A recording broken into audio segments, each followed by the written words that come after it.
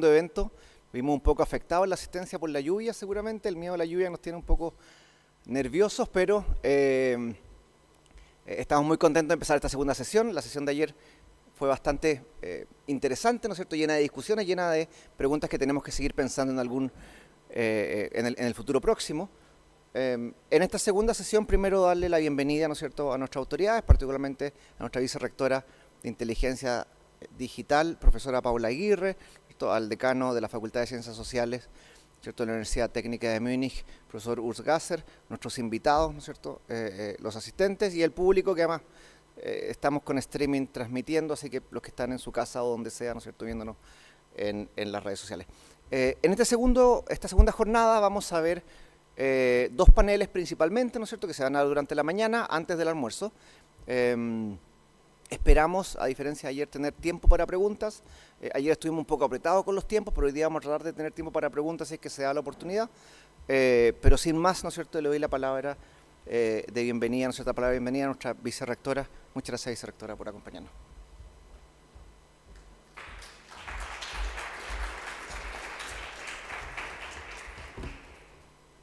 Muchas gracias, Matías. Muy buenos días a todos y todas. Muy bienvenidas a este seminario, a este segundo día de discusión. La verdad, estoy muy agradecida, bueno, primero del equipo organizador por invitarme a dar estas palabras de bienvenida en este segundo día de discusión sobre inteligencia artificial y tecnologías digitales. Y sobre todo muy agradecida también de que se impulsen estas discusiones y tener la oportunidad de escuchar y aprender de los expertos que van a conversar hoy día sobre estos temas. Y esto es porque la verdad es que cae en un momento muy oportuno para la universidad, ¿ya? Como Universidad Católica estamos, en general, como ecosistema universitario, educación en general, estamos... ¿Sí? ¿Está bien? Sí, ahí. Bueno, estamos muy conscientes de que estamos viviendo un momento de revolución tecnológica y estamos en una era donde la inteligencia artificial tiene el potencial de revolucionar muy positivamente en ciertos aspectos la forma en cómo la educación se desarrolla, ¿ya? El mundo universitario en particular, la inteligencia artificial tiene el potencial de transformar la forma en cómo desarrollamos la enseñanza y el aprendizaje, de fortalecer la inteligencia artificial y también, por supuesto, de impactar nuestro trabajo cotidiano y la forma misma, incluso cómo desarrollamos la gestión de la misma universidad, ¿ya? Teniendo en consideración, digamos, puntos como la eficiencia de recursos, la sostenibilidad, etcétera, ¿ya? Pero esta revolución, que no solo afecta al mundo universitario, sino que en general la sociedad en general, pero tiene a lo mejor un impacto bien profundo en cómo formamos a las personas y a los profesionales del futuro, ha sido abordado por la universidad de forma ahora en este momento bien de frente y ha motivado de hecho la creación de esta nueva vicerrectoría de inteligencia digital, ¿ya?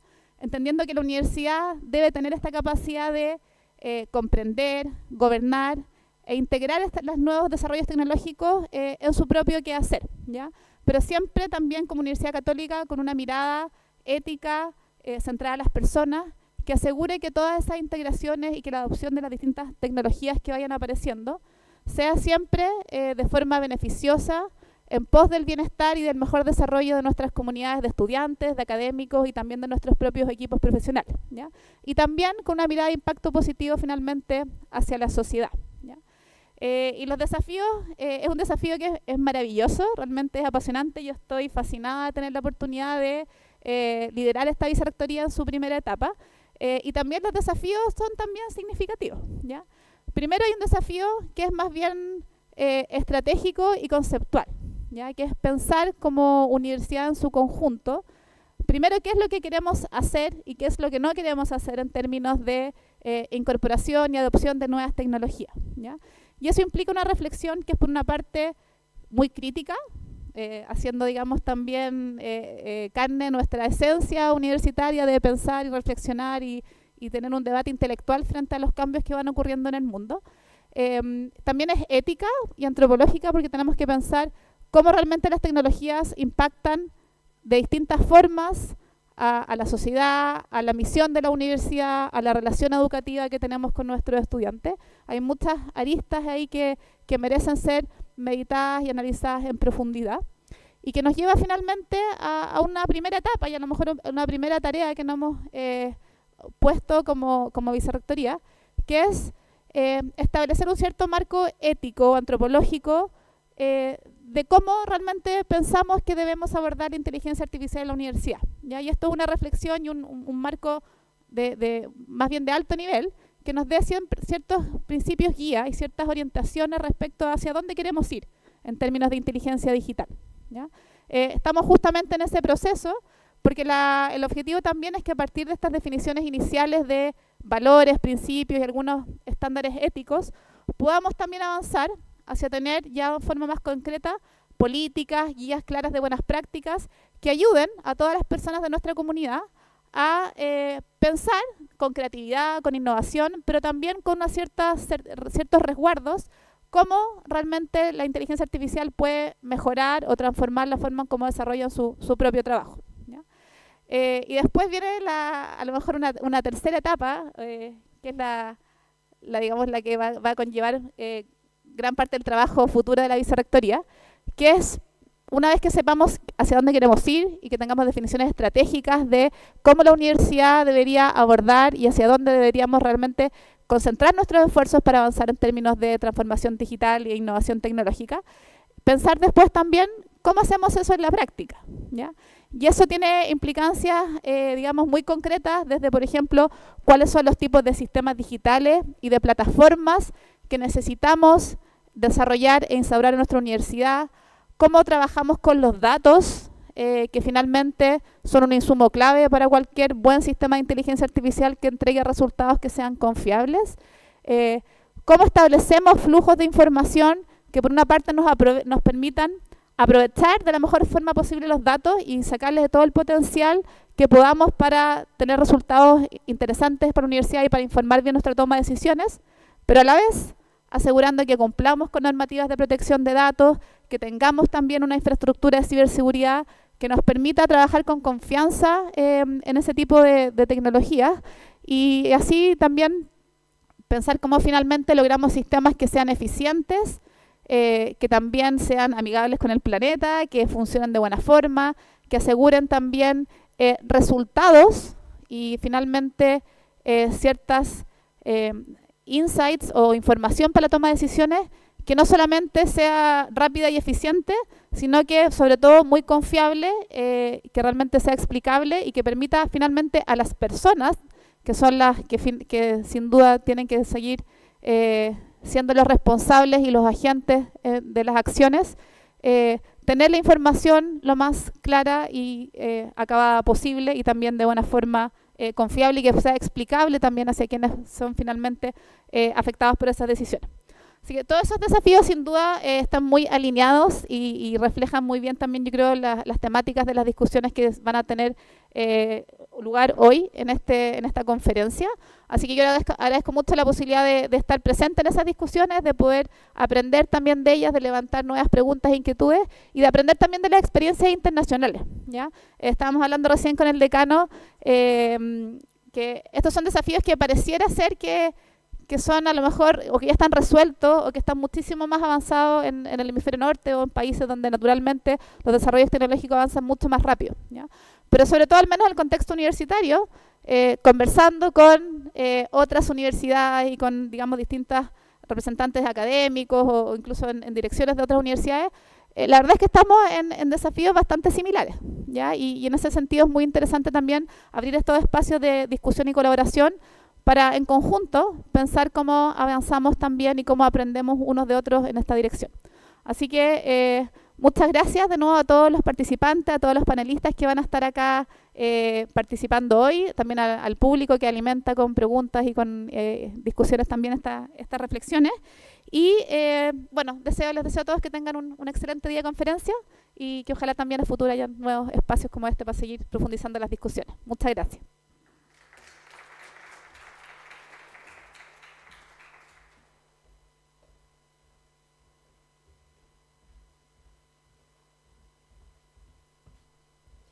Agradecemos a la vicerrectora por sus palabras.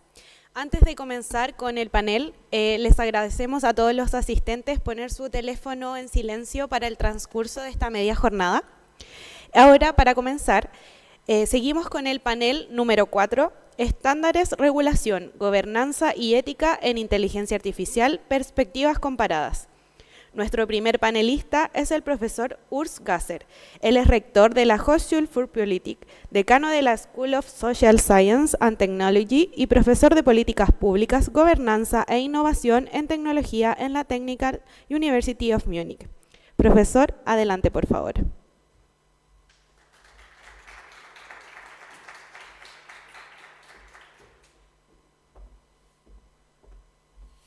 Good morning, everyone.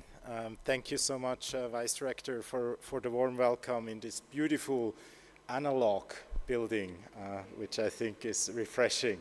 So I thought I would kick it off by zooming out a little bit. You know, there is so much going on in the AI world and the world of regulation and governance more broadly, that I thought maybe to set the stage, let's take 2 steps back.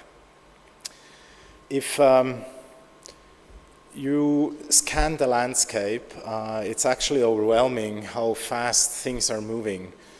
Over the past, I would say, 5 years or so, as AI has made such advancements in terms of technological innovation, we've also seen societies around the globe wondering how to steer the direction in which AI develops and how to, as we've just heard from Vice Rector, to guide the use of these powerful tools and technologies. So there's an observatory of such policy initiatives at the country level, at the national level by OECD.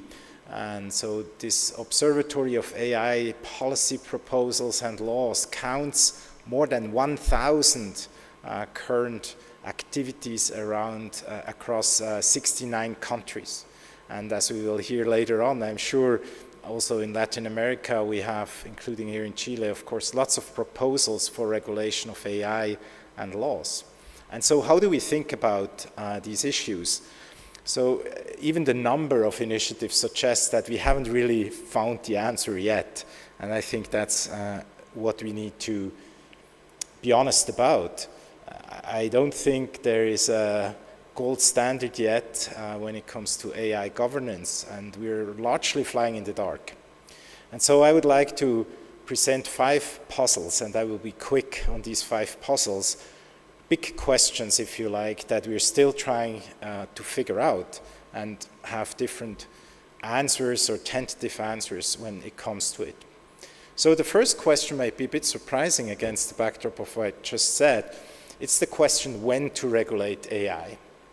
And this is a question we have seen in many instances of emerging technology back in the days with internet and social media, cloud computing. Now looking into the future, we ask the same questions about nano and neurotechnology, about quantum technology. So whenever a new technology comes about and starts to influence and shape our lives, the question becomes, what's the right time to regulate?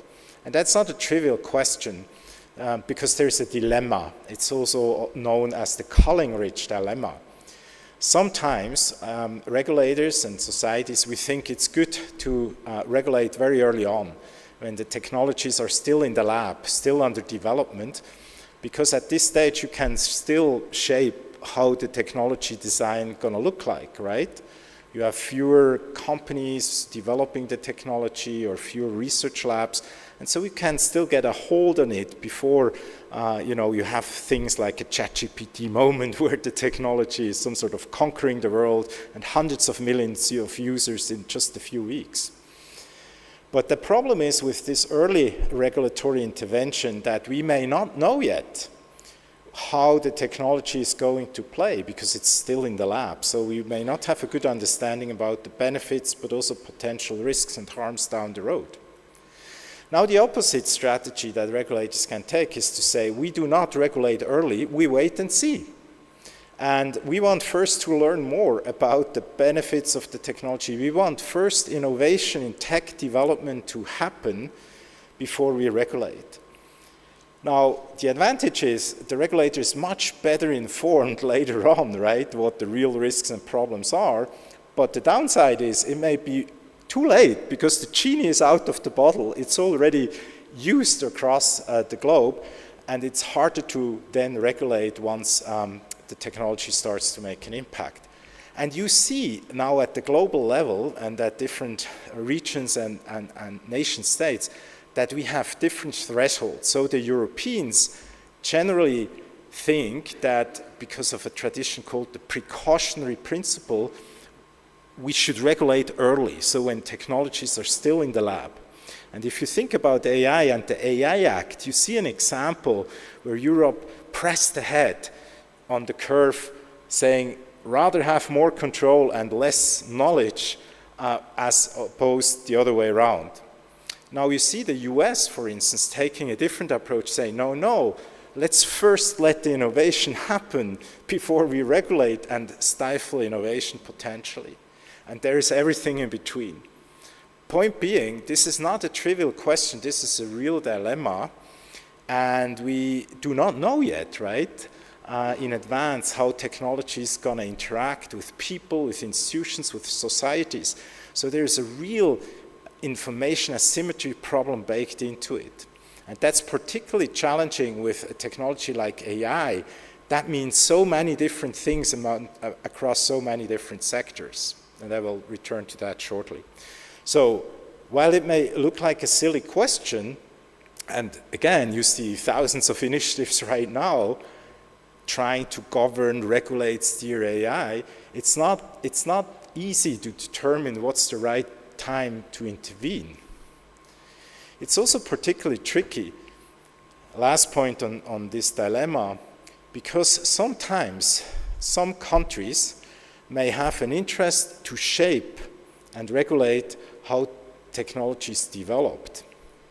But other countries who may not be leading in technology development may decide that they want to focus on regulating the use, the application of technology.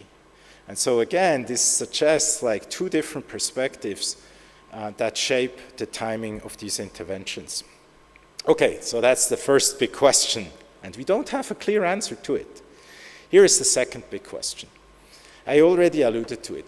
When we say regulate AI, whether it's using law or whether it's using standards, we talked about standards yesterday, or ethics principles that were mentioned, the question is, well, what do we mean by AI? And for the engineers in the room, you would know that actually to define AI is very hard, because AI is a very broad set of techniques and methods to solve particular problems, and it's not the one thing. You know, in law and policy, we use AI as it were like one piece of technology, but it's very different things. And also the application areas, as I already alluded to, are diverse. So whether an AI system is used to separate spam from real messages that you want to read in your inbox, or whether AI is used in a hospital, these are very different application contexts and different applications and techniques used for the tools. And so one challenge is when laws like the AI Act in Europe say, we regulate AI, well, what do you actually mean in different contexts? So this definitional question is not trivial. And we've seen actually, even in best practice documents by the OECD, for instance, revisions and updates as the technology continues to evolve, what AI means and how we define it. And even under the European Union law, the AI Act, there's a legal definition. But, and you see the definition here, there's actually an 80 pages report that tries to figure out what this definition really says. So, you know, second big puzzle, what do we mean by AI when we talk about regulation? What is it really? And again, just another footnote to illustrate the complexity, why this is not trivial. AI is also different from other types of technologies, because certain types of AI applications and techniques that are used continue to evolve what the actual application looks like. So to give an example, in medicine and health AI. If you use an AI, a machine learning-based application to detect, for instance, cancer on images, right, from CAT scan or the like, in radiology, the software and the AI application you deploy continues to learn once it's in use. And so again, now you think about what to regulate as a medical device regulator. Is it the AI that gets through the approval process when it enters the market, or is it the AI that continues to change over time as it is used? So again, what do we mean by what to regulate? What is the AI is fairly complex. And again, we see different attempts how to deal with this, what is AI, across different jurisdictions. So this was the second bigger picture question that makes it hard to regulate AI. Here's the third one. Some good news first, right? As I already mentioned and as we discussed today, there are different ways to regulate AI. We have various tools in our toolbox, not only for AI, but for regulation in general. We're here at a law school. Of course, we know we have various instruments. We can work with command and control. We can work with incentives. We can work with principle-oriented approaches. We can work with standards. We can work with ethical principles. We can work with all sorts of instruments that we can bring to problems to achieve societal desirable outcomes. Now, what the reality shows, if you engage in a mapping of different countries and look at the kind of tools they use, you see, and this is just a very rough sketch, right, a clustering of countries along two axes. So broadly speaking, you see countries that are more in favor of using so-called hard law. That's kind of the law in the books up here, right? Where you have courts, you have fines, you have enforcement, you have very clear, or you have regulatory requirements. So you see, for instance, the prime example of a hard law is what Europe is doing. You see also bills now in Chile, but definitely also in neighboring countries like Brazil, Canada, and the like. But then you have other countries. They say, no, we do not want to go in with hard law because hard law has some disadvantages. It may be, hard to figure out what good law means when it comes to AI for some of the reasons I mentioned, and it may be harder to update. So let's work with ethical standards, or let's work with ethical principles, or let's work with technical standards, or with best practices where industry and oversight authorities are working hand in hand. And you see here on the left side, like Singapore being such an example, or India. So you see some sort of a divergence of approaches of tools and how they're assembled across the world. Now, the second axis is some countries, even those who go for a hard law approach, would say, you know what, let's look at AI, despite the definitional problem, holistically, so across all different application layers. And the European Union, again, is the key example with the AI Act, which applies whether you apply an AI system in health, in education, in transportation, in agriculture, or you name it, right? But then you see other country approaches, including Switzerland, my home country, saying, no, that's not a great idea.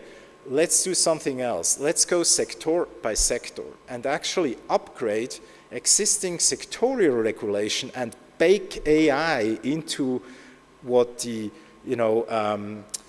Food and Drug Administration is doing, what the Department of Transportation is doing, and the laws and regulations that govern each of these verticals.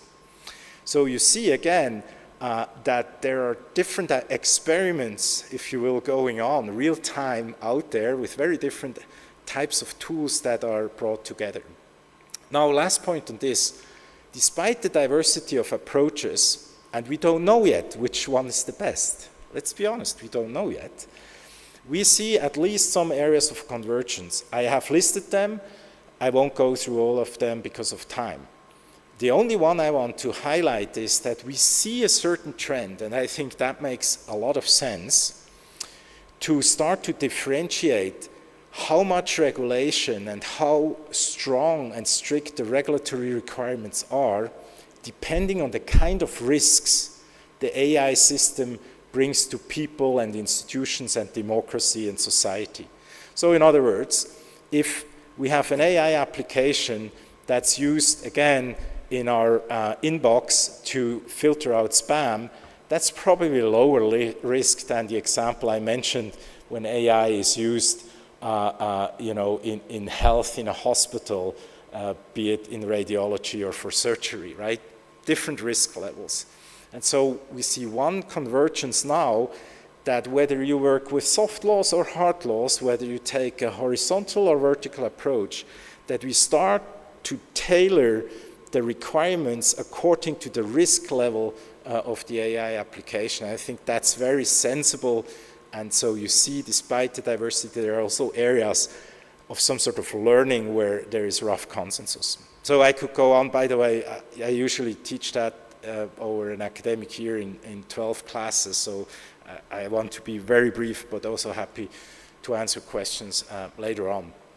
Let me just say one more word about how to regulate. Ethics has been mentioned, and I think should not be underestimated. And I just want to draw your attention to the UNESCO recommendations on the ethics of AI, which is one of the larger efforts at the global level, bringing together more than 190 countries that signed up to a very comprehensive set of recommendations that actually, in a way, go beyond ethics, how to build capacity to really unlock the benefits of AI for the benefit of humanity and the planet while mitigating risks and avoiding harm. So it's a very influential document that I think has a lot of promise, especially for countries who haven't made the decision yet to regulate and how to regulate. So this is a fallback, kind of more a soft law instrument, but a very helpful one also with a methodology that helps to work through some of the hard questions. Fourth puzzle, second to last, is who regulates? Now, I already mentioned, right? Who regulates depends also kind of on the approach, the tools you deploy as a regulator. So let's assume you opt for a horizontal hard law approach like the European Union. In this case, the European Union has to come up with an entirely new regulatory structure. So if you read the AI Act, there is now a new AI office at the top that looks at enforcement of this new law across all sectors. But then you also need enforcement at the national level. So the AI Act also says, well, you know, at the national level, we need enforcement agencies. We need market supervision. We need notification bodies. And so there is a complex web of institutions now emerging, an entire new bureaucracy of enforcement, which are all part of this regulatory approach by the European Union. And not enough with that, right? But in addition to the horizontal approach, I'm just using the example of the AI Act to illustrate the complexity, you still also have these vertical laws in health, transportation, education, and so forth that also apply, who have already established regulatory structures. And so what happens is you create a web of regulators that's really difficult to navigate. Just a quick number. In Europe, we have now 100 laws regulating digital stuff, digital technology in one way or another, establishing 250 regulators. Now imagine you're a startup. Imagine you're a company and you have to work with 250 regulators. That gives you a flavor of some sort of the challenges. Who regulates? Sounds kind of like a silly question, but it's absolutely not. It's a very tricky one, and one that will have a huge impact, A, how well the regulation works, but B, also what kind of innovation ecosystem we're building. Last puzzle. Regulation to what end? We all pretend often that we know exactly where we want to go with AI and AI regulation, but as a matter of fact, there is strong disagreement. Just look at what happened in the US over the past couple of months.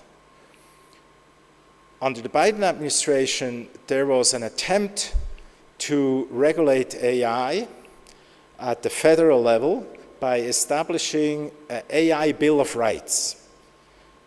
Moreover, to regulate in a framework how different government agencies are using and deploying AI and how to put safeguards into place. This was an attempt to foster responsible use of AI, responsible innovation, if you will. Now, a new administration comes in, a new majority, right? Politically, very different approach, saying, get rid of all that regulation. What we need is, we need to maximize innovation because we're in competition with China. And the US has to be the leader in AI. And so you see like a really interesting problem emerging, that the question where we want to go with regulation is less clear than one would think. Well, on this slide, and for lack of time I don't go into it, despite this some sort of larger, bigger picture uncertainty where to go, you see when you compare carefully individual laws, you see some commonalities. So there are also zones of convergence. And one convergence that you see on this spider web is that many laws, including the AI Act, on the one hand side, try to boost innovation and want that trustworthy AI gets developed and used. But on the other hand, it also wants to create safeguards and protect individuals and the market from possible harm. And so you see like these tensions between regulatory goals, because these are very different goals, right? In one and the same regulation and law. And so you start to see certain patterns and different countries taking different ways how to balance these issues. Let me just end by highlighting again that we live in really interesting times. So the puzzles I presented, you can look at them as some sort of a matter of theory and practice, of law and regulation and governance. And the answers and complexities are significant, right? There's a challenge to work through these 5 big puzzles. But as I alluded to, the bigger and probably harder shift that's ahead is that law is no longer just a tool to get it right. Law has now become a tool in global competition. So in other words, we see a rivalry and an arms race in terms of AI leadership, China, US, Europe, and the rest of the world. But what we now also see is that law and regulation and governance is becoming part of that race. And that's an interesting additional complexity, right? Not only do we have the 5 puzzles, as difficult as those puzzles are, but we have them in a moment of global competition where law becomes part of the competition. We're used to the fact that technology has global competition, but now add to the mix that law and governance is also something that is competing with each other. I end here. I would just leave you with one question. Despite all these regulatory efforts, despite different countries trying different things, using different instruments, one question is that enough? Or is this really addressing the right problem? And in a recent book, we've argued probably we miss the biggest challenge ahead, and that's agentic AI, where decisions are no longer made only by humans, but increasingly by machines, by AIs. And perhaps even more importantly, where machines and humans work hand in hand to make decisions. And my favorite anecdote to illustrate how challenging that problem may be comes from the airline industry.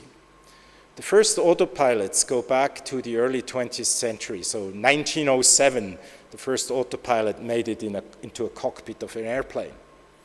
In 2022, the US aviation authorities issued a guideline saying we have a problem because pilots no longer know how to fly airplanes without autopilots.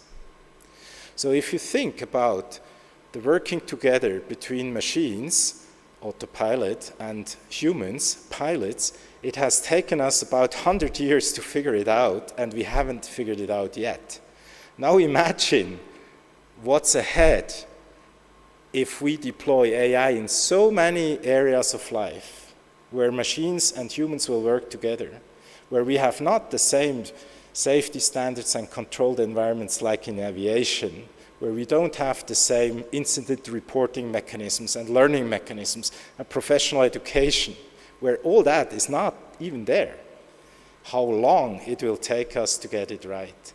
And neither the AI Act nor any other proposal I've seen is really addressing this question of what if we live in a different world where we have to reorient who makes decisions and how machines autonomously shape what humans do.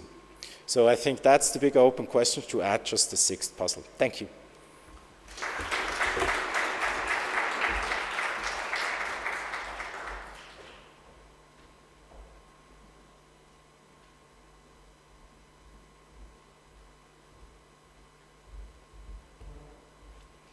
Muchas gracias, profesor Urs, por su presentación. Y a continuación, invitamos a Christian Fiesler, Professor for Communication Management de Bay 91 Business School, director fundador del Nordic Center for Internet and Society, también es former postdoctoral researcher del Bergman Center for Internet and Society de Harvard University y de Stanford University. Profesor, adelante, por favor.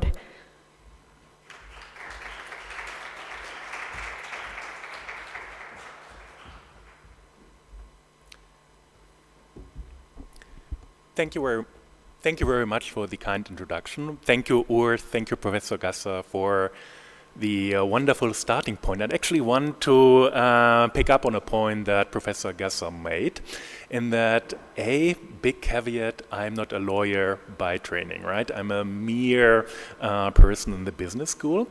But in the discussion with Armando, Matthias, Christian, and Urs kind of like leading up, we were also deeply interested in this idea of building institutional capacity to essentially being able to implement AI and compete with AI, right? That is Professor Gasser's next research endeavor on organizational learning, policy learning, and all that.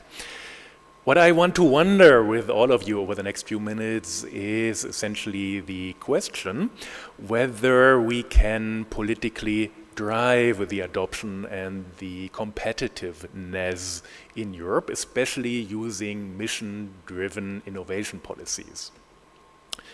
So, most likely, not much of a surprise if the world, and Urs brilliantly kicked us off, that we are living in a world where leadership in AI is very competitive, right? We have different power blocks, different ideas, how to design AI, how to implement AI that are competing. We have the American model, the Chinese model, the European model. And we in Europe, and I will try to make a connection to Chile very soon, but we in Europe, we are a little bit stuck between the two extremes, right? Being very, very mission-driven like in China, or being very, very market-driven like in the US. The problem, however, is where do we find a good middle ground, but also how do we build good institutional political capabilities to actually make that happen, right? To not be wasteful in our pursuit of AI. And one big policy instrument, where arguably I will now build a little bit of a chimera of it, is mission-driven innovation policy, right? The idea to orient a particular market, a particular political entity towards a mission, right? Traditionally, for instance, greening cities, help combating cancer. Textbook example is always, we need to get a man on the moon, moonshot initiatives, right? Trying to achieve a particular goal. And most likely, you all being regulatory scholars, political scholars, you might know that these things are tricky to pull off, right? We put a man on the moon, but at what cost? We tried green energy transitions, work reasonably well, but they are costly, right? They are essentially taking the attention of the political system. They have cost also associated with them, right? We could do something else. And the question is always, can the political system deliver on missions like being leading in AI? Now, I said it's a chimera, of course, because also, like Urs, you already explained, AI is oftentimes baked into other policies, right? Help combating cancer, help greening cities. But especially nowadays, right, in this year, last year, with this arguably geopolitical fracture, we in Europe, I think we had a bit of a wake-up call that we need to be competitive in AI, right? That we need to have capability on that, and we try to drive that through our research and innovation programs, through our political efforts. Mission-driven innovation policy, right? The idea being instill a sense of purpose. Why are we pursuing something like leadership in AI? Trying to direct political will. Arguably, AI is not something that we can achieve or leadership in AI is not something that we achieve quickly, right? We need political will, but we also need public buy-in. And that is not as easy as it may seem, right? And that is arguably the argument that I want to make. How do we essentially develop missions correctly? How do we build institutional capacity towards that? Europe, of course, we like to talk about leadership in AI. The reality on the ground is, depending on your standpoint, not that rosy, right? If you take metrics like number of unicorns in AI, patent filings, startup and seed and scale-up investment in Europe for AI, we are very much lacking compared to the US, but also compared towards China. And that is a problem when our ambition is to fix or regulate the rules of the game when others might not be playing the same game, right? Or when we are losing that particular game. What good is it if we cannot deliver, when we are not essentially powerful enough to play the game? It's a question which we can, of course, discuss a little bit as we go along. But is mission-driven innovation policy then the way to go?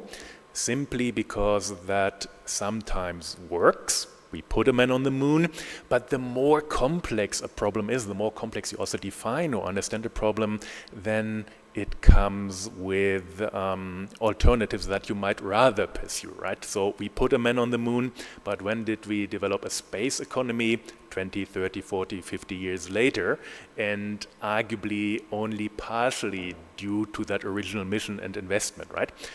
Problems. Curing cancer, solving housing, solving climate change are notoriously tricky. What we would call in regulatory, political, governance studies, wicked problems, wicked challenges, right? Because they are so multidimensional. And what we want to achieve is ultimately not always clear. which then raises the question, how do we empower our policymakers, our policy system, but also private enterprise to rise to that challenge, to not be wasteful also in pursuing that particular challenge. I might be preaching to the choir, but when you look at the literature, when you look at the innovation literature, we innovation scholars, we tend to be somewhat critical of top-down approach, essentially strong dirigist attempts to steer investments towards a particular goal, to try to fix a problem by strong state intervention. And arguably, of course, that is maybe my bias coming from the business school, but it is always challenging to really solve the problem only top-down. Normally, it needs bottom-up capability. It needs a combination between, of course, trying to essentially raise the topic in the first place, but it needs more. Especially in the world that I think we are living in, which we are also now beginning to discuss, right? That it's maybe no longer so easy to have easy allies, right? Especially if we come from Europe. Our traditional ally in that regard, America, is arguably a little bit in the face of transatlantic fractioning. China is difficult to always and in all attempts to really square what we want to do with our way of human rights based or human-centric regulation and human-centric AI. Now comes also industrial policy in play, right? Think about strategic export controls and the attempts that we're doing in Europe of becoming more sovereign. Digital sovereignty, Eurostack and all that, which is however then also a strong political impulse to invest, to treat, to regulate AI in a particular way, which might arguably lead to market distortions if we are not mindful of that. So the challenge that we always see, at least from the innovation side, from the managerial, from the economist side, is that mission-driven innovation policy, having an AI mission, shouldn't be understood only as a top-down initiative. It needs to be bottom-up, right? We need enterprise, we need startups, we need maybe also to develop ideas or catch ideas that come from a space that we initially didn't even were aware of. And now different geographies are better or worse in that, and essentially also having playground. Mr. Gui Armando is also really good, of course, in organizing people around sandboxes, right? This idea of experimentalism. We in Europe, right, we are arguably not so good yet at that, although we had these ideas for decades, this idea of federalism as essentially a big quote-unquote sandbox, right, as something where we can play around with good regulation. China is arguably much better, right? China is much better in having special economic zones, having particular rules which help towards the overall mission, but have somewhat lenient rules as long as they experiment. Of course, big caveat also there, it's always also the big caveat of at what cost, right? At what cost for particular rights that might be momentarily at least impacted, right? If you have a special economic zone, special carve-outs for self-driving cars or for surveillance and so on and so forth. But at least when you look at it from this very innovation-centric side, it would be good to have bottom-up initiative. The big challenge also is mission capture, mission myopia, right? This idea of, especially then also now coming again from a European perspective, we have our national champions. We have our incumbent industries. How do we make sure that when we want to have that mission of fostering AI, becoming leading in AI, that the elephant in the room, that we are essentially not giving in to the incumbents, that we are not having mission capture, value capture, the player that are always anyways having the ear of the politicians, that they steer the mission towards trustworthy AI, or however we want to call it, right? And that is tricky just in terms of how our policy system is set up, whom we talk with, who has the ear of the regulator, what type of capability we also have, for instance, to include certain entities and sandboxes or no, right? Because that is maybe not always the instrument to capture every brand new idea, which, however, might be game-changing. Arguably, an economist would tell you sometimes a market is better to figure that out, but then with technologies like AI, is that a risk we are willing to take, right? Is it a risk willing to take such a potential potent technology that can lead to ways or outcomes that we might not really want when our idea of having AI is a human-centric one, right? Becomes especially difficult when AI is the technology that it is. It always has the potential for dual use, for harm, but harm is, again, political situation in Europe, actually something that we nowadays want to be good at, right? We want to be somewhat independent in defense. Suddenly we are very interested in military applications, drone warfare and so on and so forth, which arguably, however, then from a mission standpoint, is a bit of a switch in the middle of between, right? Suddenly we are interested in dual use technology, which is arguably not that human-centric, right? It's rather geopolitically motivated. So, but we need essentially to think about ways of how our whole policy complex can essentially deal with that, right? Can also deal with shifting ideas, shifting priorities, which then leads kind of like to the big challenge, and that is adaptive governance. The idea of how can we adapt something which, or react to something which is really fast moving with a governance system which doesn't move at the same time. How can we build reflexivity, for instance, into the policy system?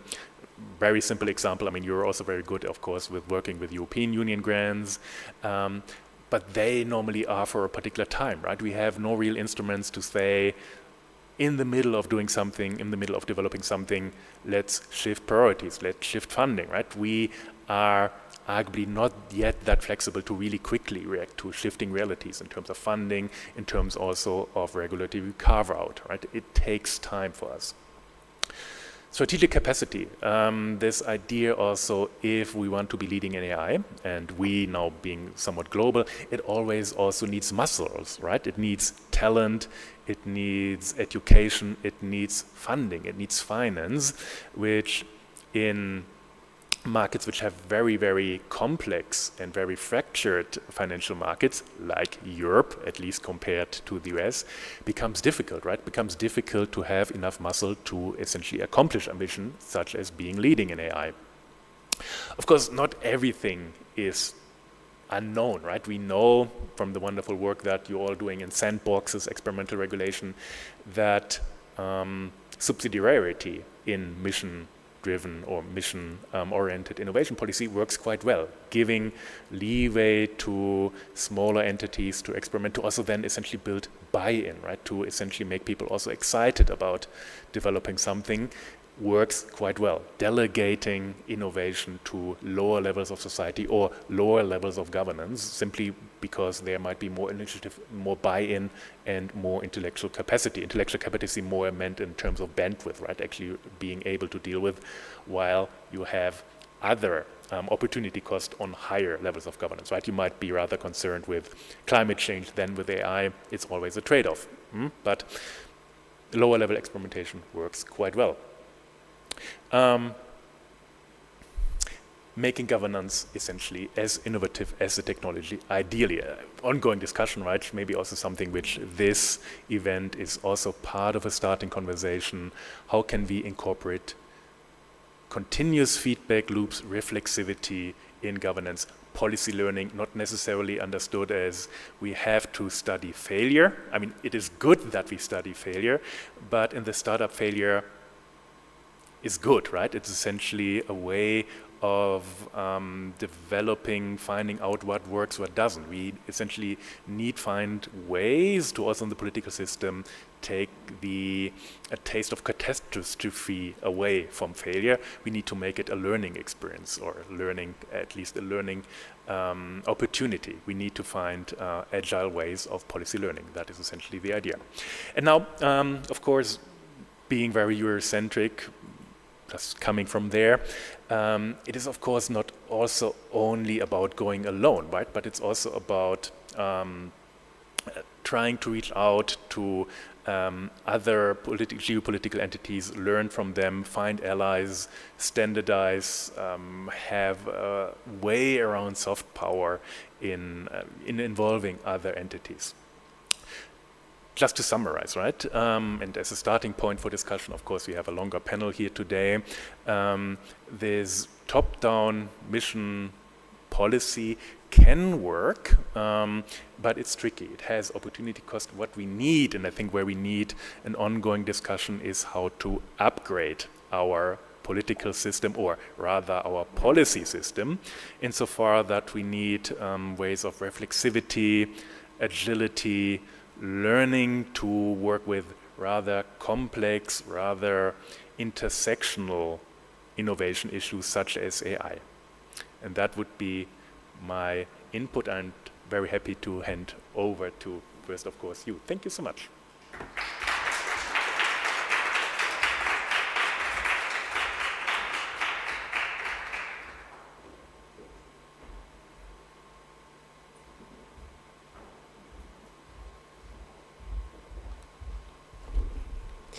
Muchas gracias al profesor Fischler por su presentación.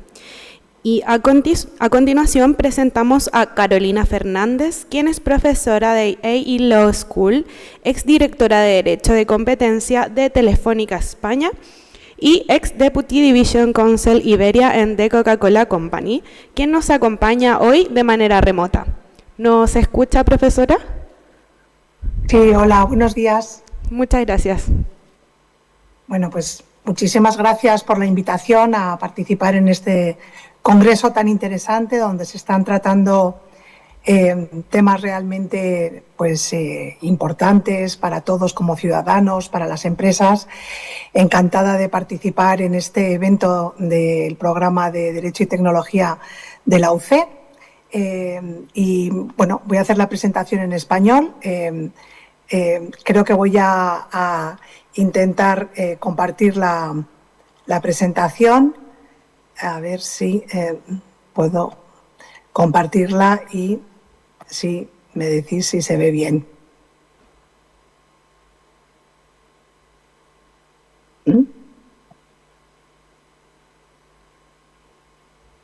¿La estáis viendo ya? Sí, ahora se ve bien. No sé si puede agrandarlo para que se vea en imagen completa. Vale, lo vamos a poner en imagen completa. Ahí. Ya está, ¿no? Ahora sí. Ya la podéis ver bien, sí. Bueno, pues realmente las dos intervenciones anteriores han sido muy interesantes porque han planteado realmente gran...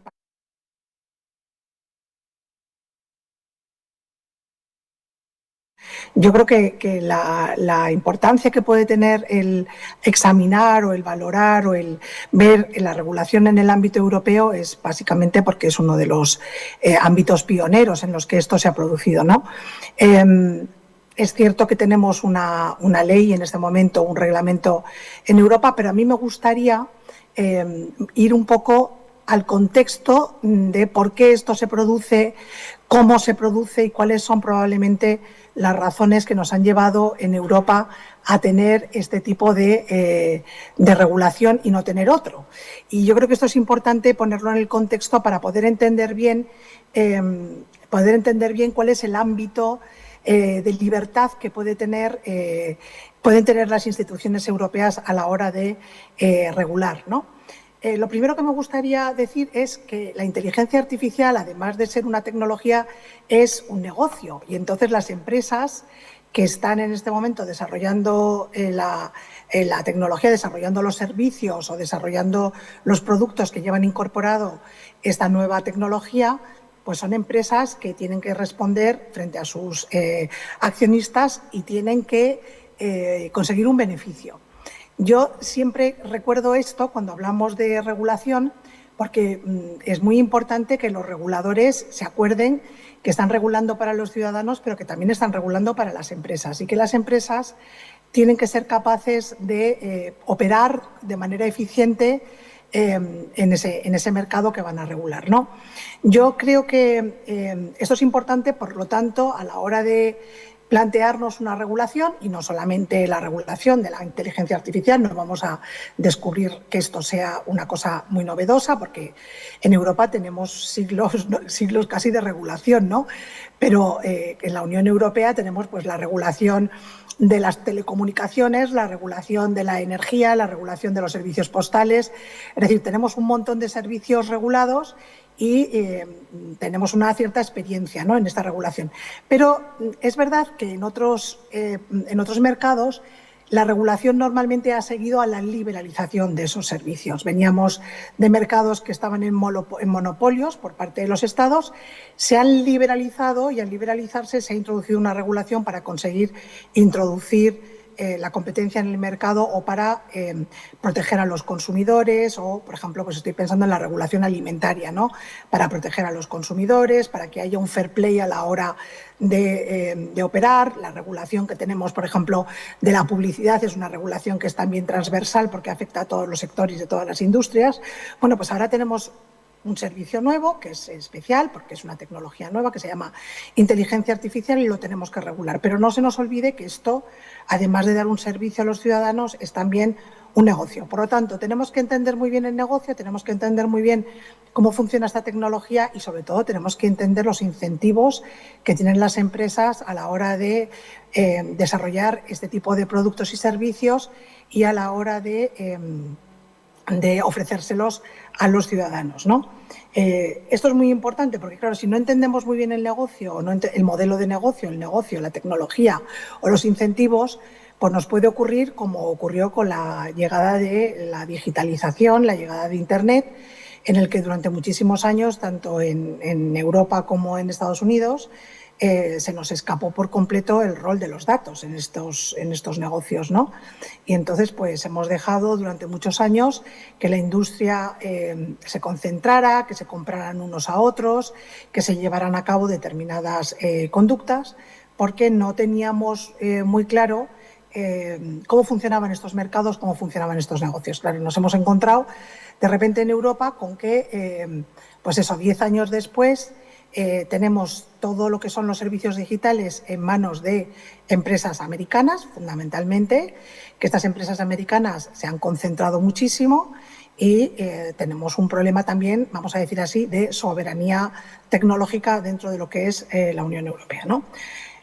Por lo tanto, yo creo que es muy importante que esto se produzca, es decir, que sin necesidad de tener que esperar muchísimo tiempo, pero sí que es muy importante que se entienda bien cómo funcionan estas tecnologías y estos mercados. Por ejemplo, la Comisión Europea en su momento se planteó la posibilidad de regular de manera específica los servicios de inteligencia artificial desde el punto de vista de la defensa de la competencia, y para eso pues lanzó una consulta pública y ahí tuvimos que intervenir y decirle a la Comisión Europea si pensábamos que era necesaria una regulación ad hoc, que parece que de momento no va a llegar, ¿no?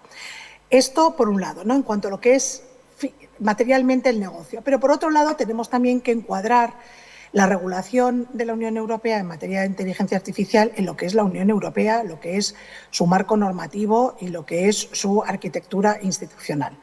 De alguna manera ya se ha dicho, y sí que me gustaría quizás empezar por esta imagen, ¿no? Ya se ha dicho cómo es la regulación en Europa.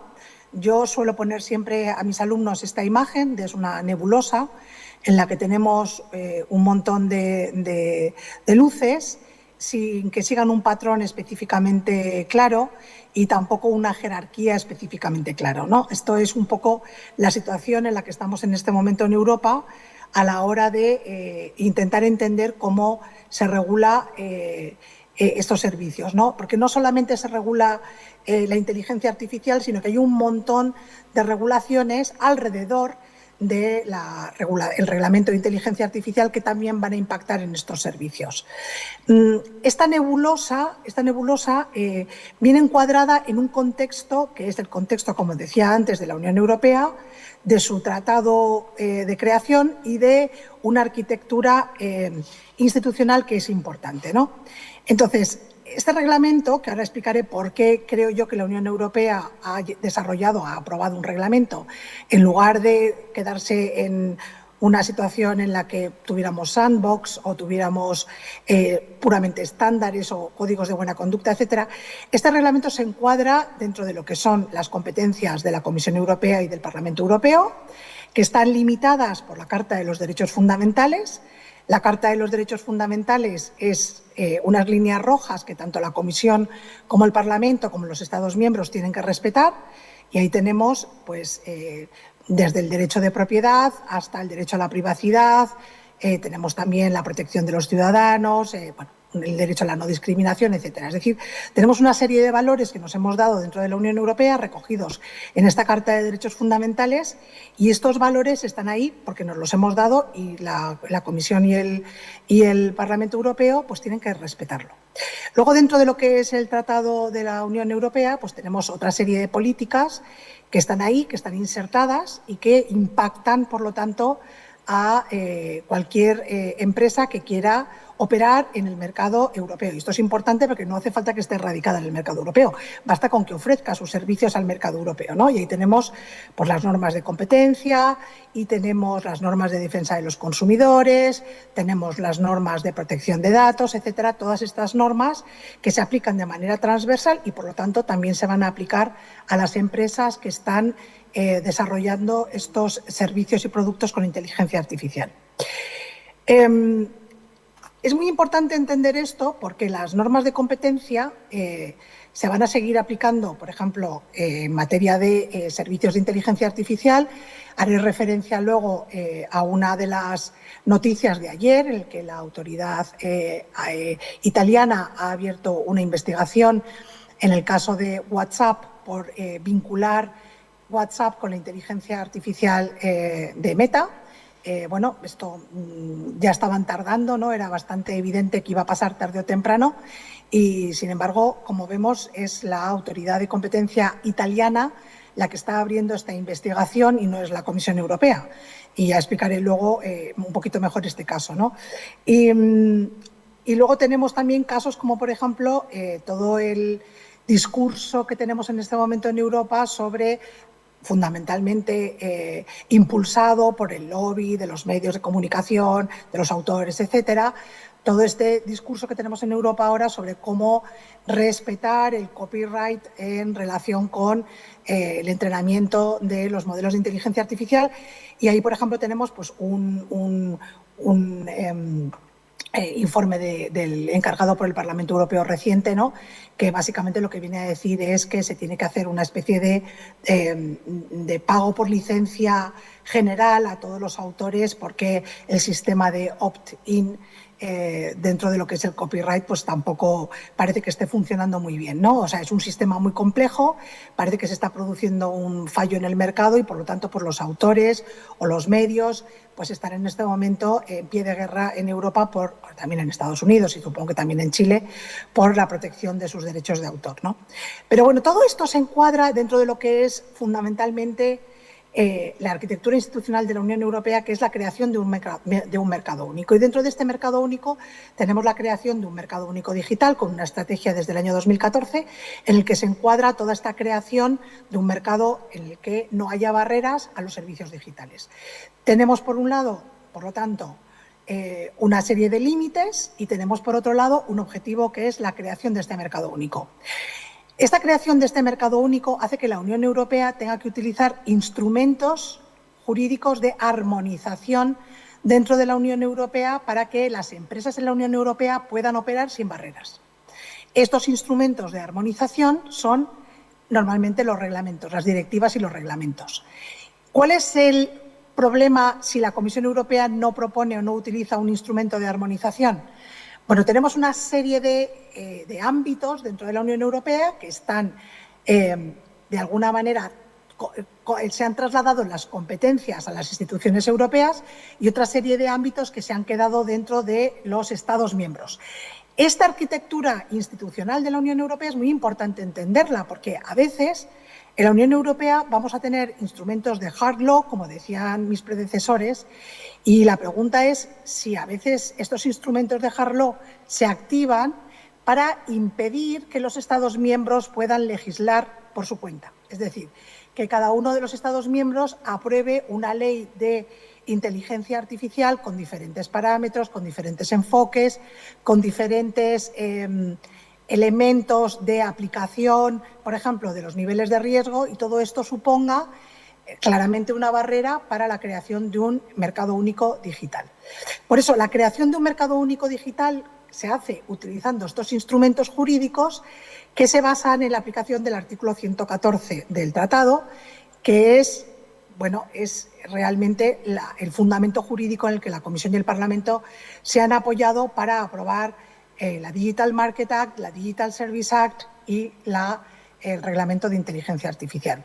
Por eso yo creo que es importante entender que esta nebulosa que presentaba antes, esta enorme cantidad de regulación que podemos tener en Europa, puede no solamente ser consecuencia de un apetito regulatorio por parte de las instituciones europeas, sino también es un escudo frente a los Estados miembros para que no se lleven a cabo, se desarrollen legislaciones nacionales que puedan compartimentar el mercado europeo. Luego tenemos que tener en cuenta que, por lo tanto, este esfuerzo armonizador de la Unión Europea a veces se hace con mayor o menor éxito, porque dentro de lo que es la Unión Europea confluyen diferentes escuelas jurídicas, diferentes opiniones políticas, diferentes objetivos en cada momento, ¿no? Entonces, tenemos este marco que nos hemos dado, que es fijo, el de los derechos fundamentales, el del tratado, con las políticas que derivan del tratado, como el derecho de la competencia, el objetivo de la creación de un mercado único, pero luego cada eurodiputado, cada gobierno, cada profesor de universidad se debe a sus escuelas jurídicas, se debe a sus objetivos probablemente políticos. Esto hace que muchas veces pues, se tenga que llevar a consensos y estos consensos traigan como resultado una cierta ambigüedad. Esto hace que tengamos en Europa una cierta competencia entre reguladores, entre jueces, entre gobiernos, etcétera, a la hora de aplicar no solamente el reglamento de inteligencia artificial, sino cualquiera de estas regulaciones que he comentado antes, como puede ser, por ejemplo, la regulación en materia de protección de datos, ¿no? Bueno, visto esto, sí que me gustaría entrar ya en esta definición, que ha sido ya comentada por mis predecesores, en el que realmente, bueno, pues la inteligencia artificial es todo, ¿no? El ámbito de la definición es muy amplio, se ha llegado a decir que cualquier software puede ser considerado inteligencia artificial. Bueno, probablemente era difícil ponernos de acuerdo para ver qué es lo que queríamos regular y se ha preferido optar por esta definición, que es una definición muy amplia y que, por lo tanto, le da mucho margen de maniobra a la Unión Europea, a la Comisión Europea y a los jueces europeos. Ya me voy a la regulación de la economía digital, que yo llamo una nebulosa. Tenemos no solamente el reglamento de inteligencia artificial, del que ya se ha hablado antes, que es el marco común regulador para todos los Estados miembros para la inteligencia artificial. Es importante saber que los reglamentos son directamente aplicables y crean derechos para los ciudadanos europeos cuando las normas son claras y concisas y no son susceptibles de ulterior desarrollo, por lo que los ciudadanos europeos podemos acudir a nuestros jueces para que este reglamento sea aplicable. No así, por ejemplo, la directiva sobre responsabilidad por productos defectuosos o sobre responsabilidad por los daños producidos por la inteligencia artificial. Estas dos directivas tienen que ser traspuestas a derecho interno. Ahí hay unos marcos temporales de transposición, en concreto para la responsabilidad por productos que utilizan inteligencia artificial hasta el año 2026. La de responsabilidad por inteligencia artificial todavía no está ni tan siquiera aprobada. Estas directivas son realmente importantes porque van a permitir que se cambien las reglas del juego a la hora de que los particulares, cuando hablo de particulares, hablo no solamente de los ciudadanos o de los consumidores, sino que también de las empresas que pueden ser en un momento dado clientes o proveedores de estas empresas que están prestando servicios de inteligencia artificial. Es un cambio de las reglas del juego a la hora de la reclamación por daños producidos por estos sistemas, ¿no? Y esto sí que va a producir claramente un efecto disuasorio a la hora de cumplir los estándares de seguridad, etcétera.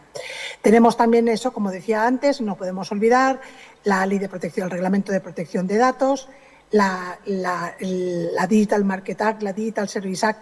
Todos estos tienen una incidencia y un impacto en la provisión de estos servicios de inteligencia artificial. También el Data Act y el Data Governance Act, todos estos hay que tenerlos en cuenta a la hora de entender cómo se tienen que prestar estos servicios de inteligencia artificial. Ya entendemos que el sistema en Europa en este momento es un sistema básicamente vertical entre el regulador y las empresas que prestan estos servicios, en el cual hemos determinado que hay una serie de riesgos que son inaceptables, otros más aceptables, otros menos aceptables, y se va a supervisar a estas empresas, se les va a hacer firmar un código de conducta, que la mayor parte de ellas han dicho que sí, que lo van a firmar. Meta, por ejemplo, ha dicho que no lo va a firmar. Y luego donde yo quería acabar, y esto es lo más importante, y es que tenemos distintos sistemas de enforcement, de aplicación de todas estas normas. Es decir, esta nebulosa que yo ponía antes no solamente es una nebulosa de distintas normas que tienen un impacto respecto de las empresas que prestan estos servicios de inteligencia artificial, sino que también tenemos un sistema complejo, por decirlo de una manera suave, un sistema complejo en cuanto a lo que es la ejecución de estas normas. En algunos casos, estas normas, su ejecución o su supervisión es directamente realizada por la Comisión Europea, en otros casos por reguladores nacionales, algunos están ya nombrados, otros, por ejemplo, en el caso del regulador de la Digital Service Act en España todavía no está funcionando. Tenemos, por ejemplo, el caso del Reglamento de Protección de Datos, en el que lo que rige es el regulador del domicilio donde está situada la empresa. Tenemos el caso de la Digital Market Act, donde tenemos a la Comisión Europea regulándolo todo. Es decir, tenemos un mare magnum en el que una nebulosa en el que tenemos que navegar, y esto además viene acompañado de el rol de los jueces. Esto es muy importante entender, que el rol de los jueces pueden aplicar directamente la Carta de Derechos Fundamentales, las provisiones del tratado que son directamente aplicables, y todos los reglamentos europeos que son también directamente aplicables, como el Digital Market Act o el Reglamento de Protección de Datos o el Reglamento de Inteligencia Artificial. Esto es importante porque, por ejemplo, aquí he intentado que todas estas normas aparezcan como complementarias. Evidentemente hay fricciones, pero luego tenemos, por lo tanto, un cuerpo de hard law, que es fundamentalmente, yo creo que una reacción no solamente a este apetito regulador que podemos tener en Europa, sino también una manera de conseguir que no se nos fragmente el mercado único en 27 mercados diferentes. Pero luego tenemos también un montón de elementos de soft law, como estos códigos, por ejemplo, de conducta para las empresas de inteligencia artificial que van a prestar estos servicios de GPAI. Y luego tenemos, el Brussels Effect, ya se ha hablado mucho de él en este Congreso, pero sí que quería, por ejemplo, hablar de estos elementos de soft law, como puede ser el debate que hay en este momento en el Parlamento Europeo y entre los académicos respecto de cómo proteger el copyright en Europa, que es parte de la propiedad de los autores europeos en relación con el entrenamiento de inteligencia artificial. Como tenemos, por ejemplo, este otro elemento, que es la intervención de un juez, en el que prohíbe potencialmente, no es un juez, es una autoridad regulatoria, es la autoridad regulatoria italiana, en la que se va a analizar la aplicación del artículo 102, que prohíbe la vinculación entre productos a las empresas en posición de dominio. Por lo tanto, no va a ser ni la aplicación del Reglamento de Inteligencia Artificial, ni tan siquiera la aplicación de la Digital Market Act. En ninguno de los dos casos podría intervenir el juez para hacer esto, pero, sin embargo, por la vía indirecta del artículo 102 va a poder entrar a ver si lo que está haciendo en este momento WhatsApp con la inteligencia artificial o Microsoft con el tema de Copilot, etcétera, ¿no? O sea, todas las Big Tech están empezando a ofrecernos sus servicios con un upgrade de inteligencia artificial y lo que se va a discutir aquí es si realmente esto es una vinculación entre dos productos o es una mejora del producto que te están dando las Big Tech. Tenemos también otro caso reciente de la semana pasada de un juez alemán en el que se rechaza la aplicación, o sea, la solicitud de una asociación de consumidores en Alemania que le pedía a un juez que aplicara directamente una prohibición de la Digital Market Act de combinar los datasets dentro de distintos mercados por parte de una Big Tech para hacer el entrenamiento de la inteligencia artificial. El juez alemán ha dicho que esto no tiene nada que ver con la Digital Market Act, pero ahí tenemos a la Asociación de Consumidores en Alemania intentando por la vía indirecta de la Digital Market Act influir o impactar la manera en la que esta Big Tech está realizando el entrenamiento de su inteligencia artificial. Pues nada más, encantada de poder participar. Aquí tenéis el pasillo de la Casa Central, donde en mi LinkedIn estoy a vuestra disposición para lo que necesitéis y encantada de haber podido participar hoy.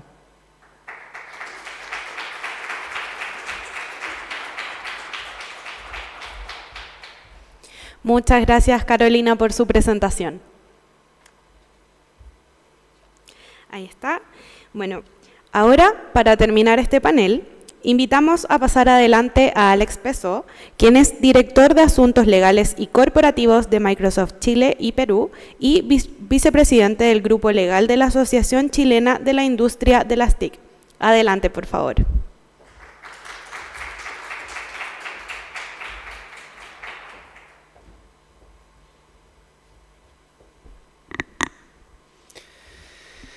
Muy buenos días. En primer lugar, quiero agradecer a la Facultad de Derecho de la Universidad por la invitación.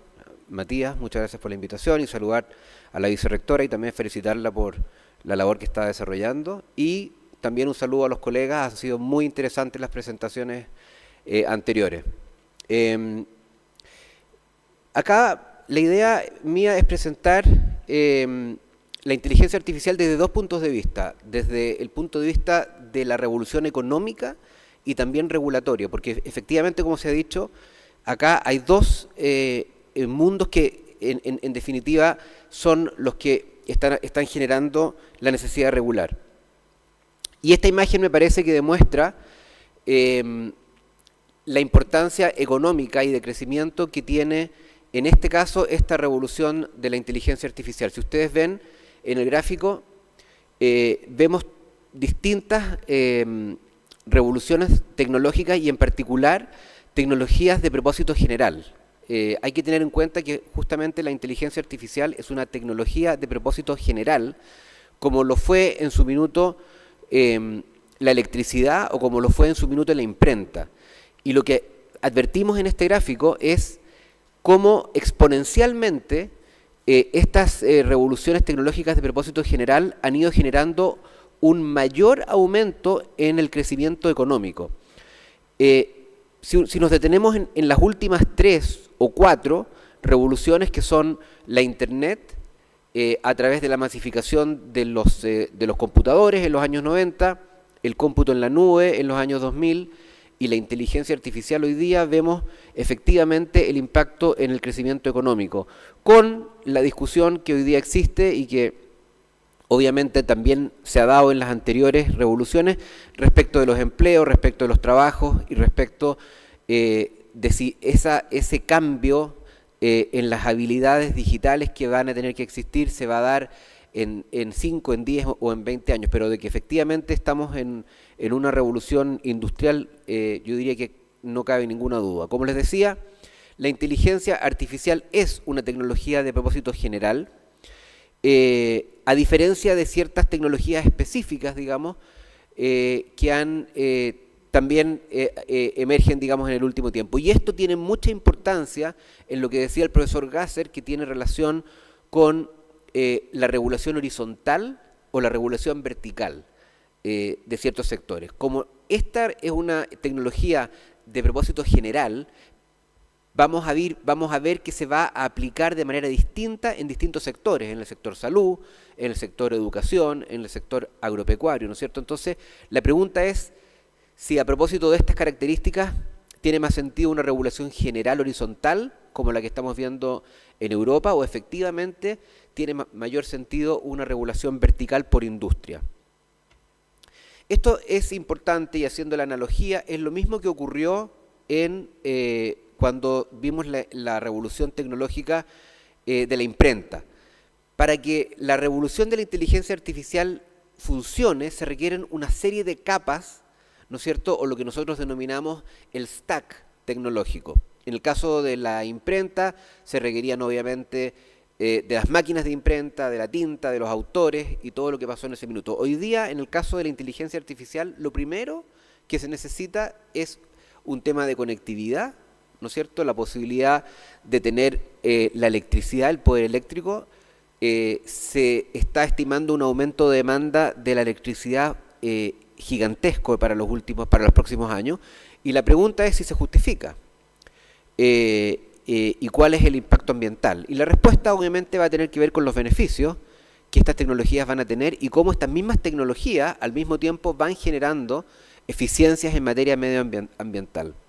No me quiero detener en cada uno de los stacks, pero sí decir que esto es importante entender, que hay distintos actores en la cadena de inteligencia artificial, y esos distintos actores merecen tener una distinta regulación, y hay que entender cuál es el rol de estos actores para entender cuál es la regulación que aplica. No podemos regular de la misma manera al distribuidor de la inteligencia artificial, al desarrollador de la inteligencia artificial, al proveedor de la inteligencia artificial, y lamentablemente cuando vemos los proyectos de leyes que hay en distintas partes del mundo, en Latinoamérica, existen 400 proyectos de leyes de inteligencia artificial hoy día.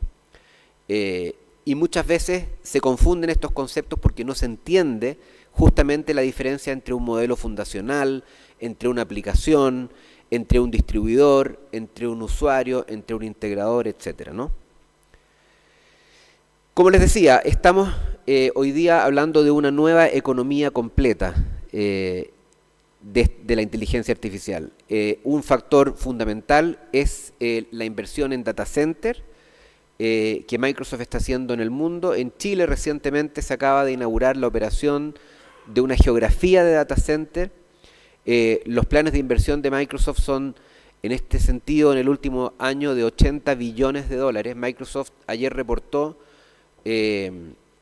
finalmente el revenue del año anterior completo, y la consecuencia de ese reporte es que Microsoft hoy día es la segunda empresa después de Nvidia en capitalización bursátil. Y esto es importante, o sea, el nivel de inversión que hay que hacer en este minuto para poder capturar la demanda del futuro es muy importante, es muy fuerte.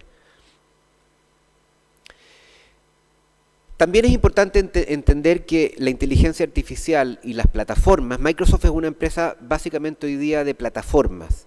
Era una empresa de software, pasó a ser una empresa de servicio, hoy día es una empresa de plataforma. Y estas plataformas necesitan realmente tener principios que aseguren el acceso de los usuarios a estas plataformas. Esos principios tienen algunos objetivos importantes, entre ellos permitirle a Microsoft, que es una empresa global, poder cumplir con las legislaciones de cada país en que opera. Para eso se necesita, obviamente, hacer ciertos compromisos contractuales. La ventaja que nosotros vemos desde Microsoft es que adoptando los estándares más altos, que en este caso es el europeo, podemos obviamente asegurar cumplimiento en el resto de los países del mundo. Y es por eso que es un enfoque bastante pragmático, independiente de todo lo que se ha visto en las exposiciones anteriores, la dificultad muchas veces de cumplir con las normativas europeas, pero de alguna manera al obligarnos a cumplir con la normativa europea, automáticamente estamos pudiendo cumplir con el resto de los requerimientos de otros países que tienen legislaciones menos estrictas. Entonces, los principios de acceso de Microsoft básicamente son los siguientes. Los principios de accesibilidad, de fairness y de responsabilidad. No tengo el tiempo para detenerme en los tres, pero sí quiero hablar del principio muy rápidamente de qué significa una inteligencia artificial responsable por parte de Microsoft. Básicamente voy a decir lo siguiente. Significa hacerse cargo durante el desarrollo y la creación de los productos, de todo el ciclo de vida de la inteligencia artificial, tomando en cuenta todos los usos prohibidos que tiene la inteligencia artificial, por ejemplo, los más altos estándares del caso de Europa. Asegurarse que durante el desarrollo de vida de todos los productos no se viole ningún uso prohibido. Eso se fortalece también a través de los reportes de transparencia y la información que Microsoft entrega y la posibilidad de establecer filtros y de establecer que las plataformas en las que usa Microsoft sus productos puedan ser efectivamente filtradas. Hay que entender entonces que Microsoft, al ser una empresa de plataforma, provee servicios de inteligencia artificial y van a ser los clientes de Microsoft los que en definitiva van a tener que determinar si están o no están haciendo un uso que pueda ser prohibido o que pueda ser restrictivo. Me explico. Microsoft provee servicios de Azure, por ejemplo. Esos servicios le pueden permitir a un cliente final, un restaurante, por ejemplo, usar esos servicios de Azure para fidelizar a sus clientes y por lo tanto entregar información de marketing. Entonces el servicio de plataforma tecnológica se está usando para un uso que no es riesgoso, que no está prohibido. Pero ese mismo servicio, esa misma plataforma, ese mismo restaurante, lo puede utilizar para información de sus trabajadores y establecer predictibilidad del cumplimiento laboral. Ese es un uso más restrictivo. Entonces hay que entender, en el caso de Microsoft, que provee servicios de inteligencia artificial, son los clientes de Microsoft a su vez los que tienen que definir la responsabilidad, ¿no es cierto?, en este caso en el uso de esos productos. Hay diferentes modelos regulatorios. El europeo, como hemos visto acá ya latamente en las presentaciones anteriores, es un sistema horizontal, es un sistema completo, es un sistema estricto, pero hay otros sistemas que es interesante mirar. Por ejemplo, la última regulación de este año 2025 que sacó Japón es una regulación no vinculante, es una regulación que no establece sanciones, es una regulación basada en el incentivo y en el Research and Development que se persigue. En el caso latinoamericano, la primera regulación que tenemos vigente es la de Perú, que también es una ley de incentivo y desarrollo económico que no establece un sistema pormenorizado de regulación. Y estos diferentes puntos de vista tienen que tener en cuenta lo que yo les decía del stack tecnológico para regular efectivamente lo que corresponde. Nosotros en todo caso tenemos algunos puntos en que nos parece importante destacar que cualquier tipo de política o regulación debiera respetar. En primer lugar, efectivamente, el sistema basado en riesgo es correcto, es decir, no podemos pretender regular con la misma, con la prohibición o con la idea de establecer notificaciones de información distintas tecnologías. No es lo mismo una tecnología de reconocimiento facial en un lugar público, como los sistemas de reconocimiento facial que hay en China, que persiguen otorgar puntaje a la población y en base a ese puntaje le entregan beneficios, que un simple sistema de inteligencia artificial que filtra spam en un correo electrónico. Por lo tanto, la regulación va a depender del riesgo. Pero también es importante lo que yo les decía respecto de la arquitectura y el stack. Tenemos que entender bien la diferencia que existe entre el proveedor de tecnología, el distribuidor, el implementador, para poder determinar quién está en situación de poder cumplir con una cierta obligación y a quién hay que imponérsela. También, obviamente, las definiciones tienen que establecer la posibilidad de integrar estándares y de que esos estándares permitan obtener certificaciones y que esas certificaciones tengan de alguna forma una homogeneidad que permitan a los usuarios tener confianza en esas regulaciones. Y un tema muy importante es el tema del enforcement. ¿Cómo vamos a centralizar o no el enforcement, tomando en cuenta las agencias de cumplimiento especializadas que ya existen. En el caso del proyecto de ley de Chile, por ejemplo, en ese sentido el proyecto de ley no crea una nueva institución de enforcement, sino que utiliza la nueva agencia de protección de datos que está creándose en Chile, lo que es correcto desde el punto de vista de no crear una nueva institución. También hay instituciones sectoriales, ¿no es cierto? En el caso, por ejemplo, el ejemplo más notorio es la institución sectorial financiera, en el caso de Chile la CMF, y qué rol van a tener las instituciones sectoriales para no inventar la rueda respecto de sus regulados, y qué rol le podemos dar entonces, y lo mismo respecto de las sanciones.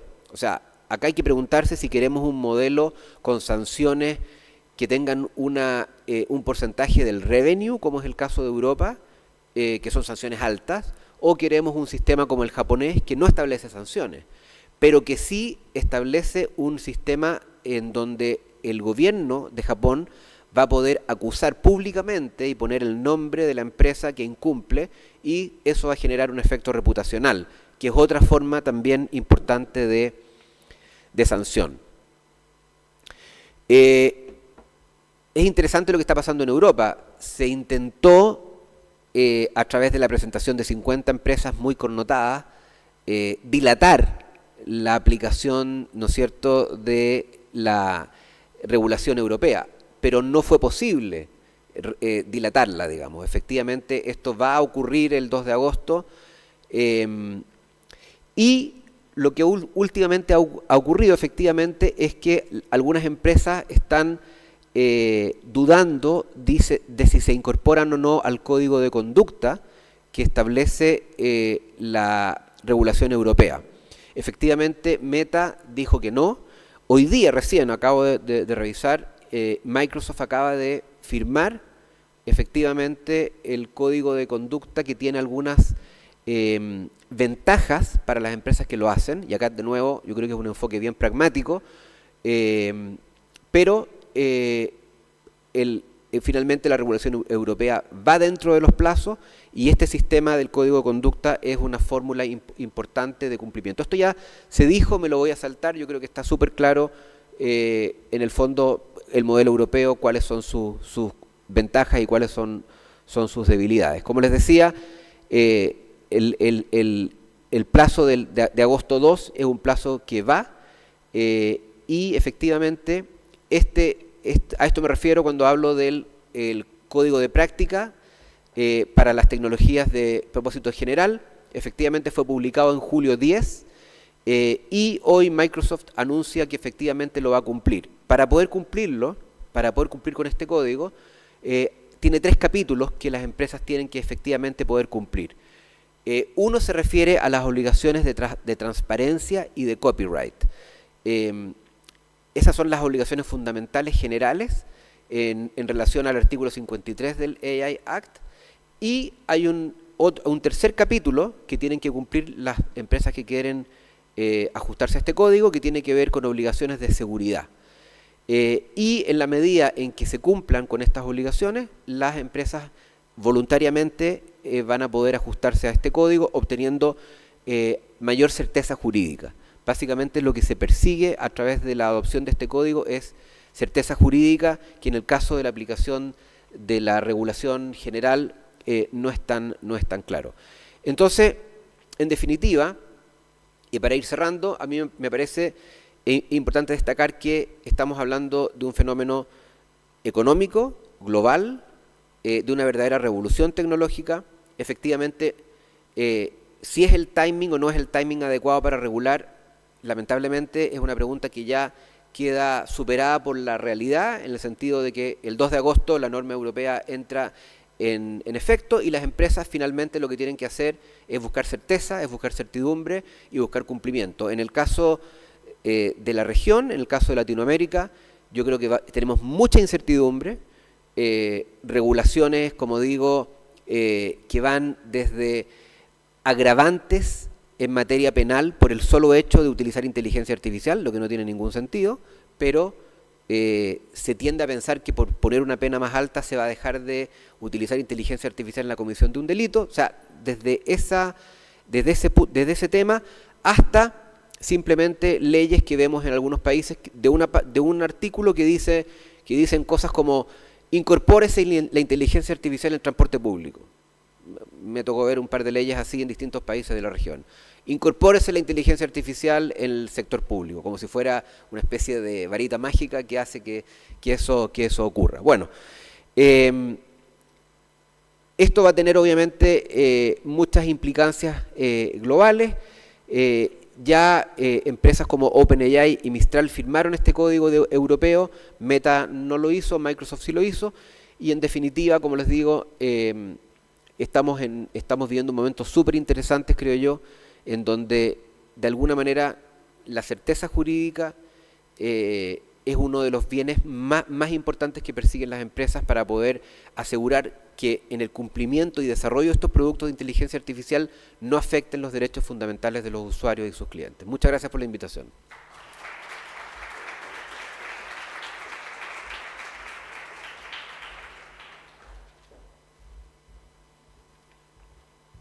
Agradecemos a Alex Pesó por su presentación y ahora tendremos un breve receso de 15 minutos. A la vuelta continuamos con el segundo workshop de este congreso. También pueden encontrar saliendo del salón los bebestibles para que puedan estar en estos minutitos. Nos vemos a la vuelta.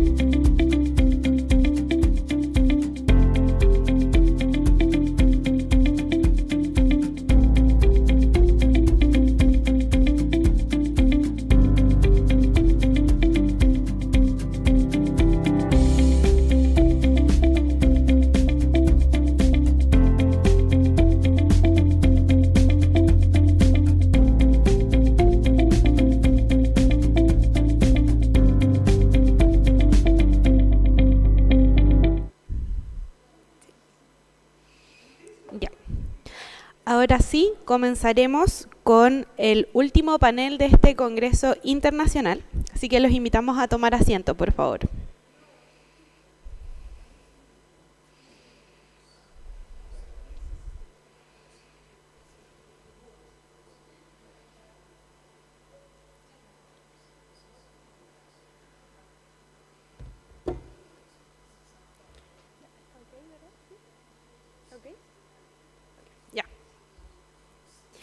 A continuación, invitamos al profesor Vladislav Fomin.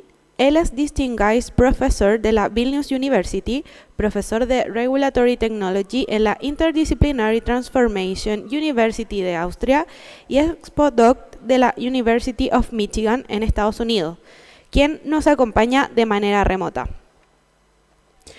Professor, you can start your presentation, please.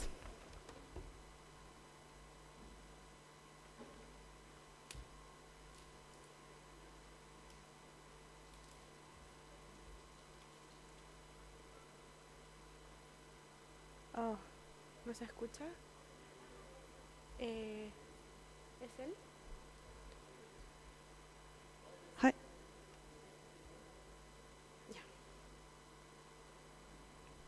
Hi. We don't listen. Can you hear me?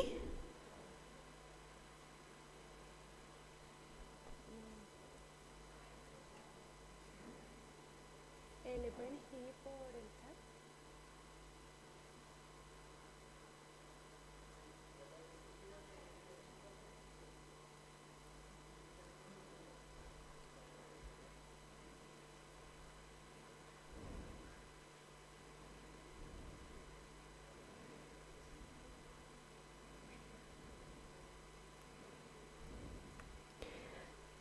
Professor, can you active your microphone, please? Now I can hear you. Can you hear me? Okay. Okay. You can start, please. All right. Uh-huh.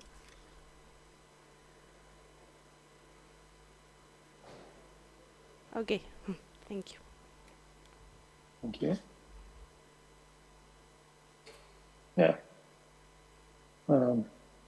Good morning for you. Good evening for me. And today I prepared a presentation. I was asked to present a real case on digitization efforts, and I'm happy to present work that has been done at Vilnius University, work on prototype development sponsored by the Lithuanian Science Foundation. The work that was done mostly at the university by a small group of researchers. And the task was to develop a prototype for urban heritage monitoring. So the talk today is titled Between a Technofix and Fallacy. I will try to introduce the paradox or the dilemma or the challenge of digitization efforts, which are often on the agenda, especially of governments, which are striving to make operations more efficient and effective, save money, improve the quality, decrease the cost, etc. This paper or this presentation is based on our recent publication in Technology and Society. I invite you to look at the paper. It has much more detail on what has been done and how has been done. Today I will only present it on a very superficial level. I will start with a few but very important concepts. So for those of you who are not familiar, urban heritage is defined as a systemic concept which consists of spatial structures which express evolution of society and cultural identity, It can be made up of both tangible and intangible elements. And heritage is a living evidence of the past, but also is forming part of daily contemporary human life. So it's a mix of physical and not physical objects. It's our cultural, it's a reminder of our cultural past, but it's also our contemporary life that we are embedded in. And Vilnius is UNESCO World Heritage Site, so preservation of urban heritage is an important task and a compulsory task. And the task of urban heritage preservation is all about monitoring various risks. So risks to urban heritage. They can be risks coming from catastrophic events like earthquakes, floods, fires, but it can be also due to gradual and cumulative processes, like buildings become old, there is physical degradation, there can be some other aspects. But also, and not uncommon, the risks come from activities of people. So people intentionally or unintentionally may be making harm to the protected heritage objects.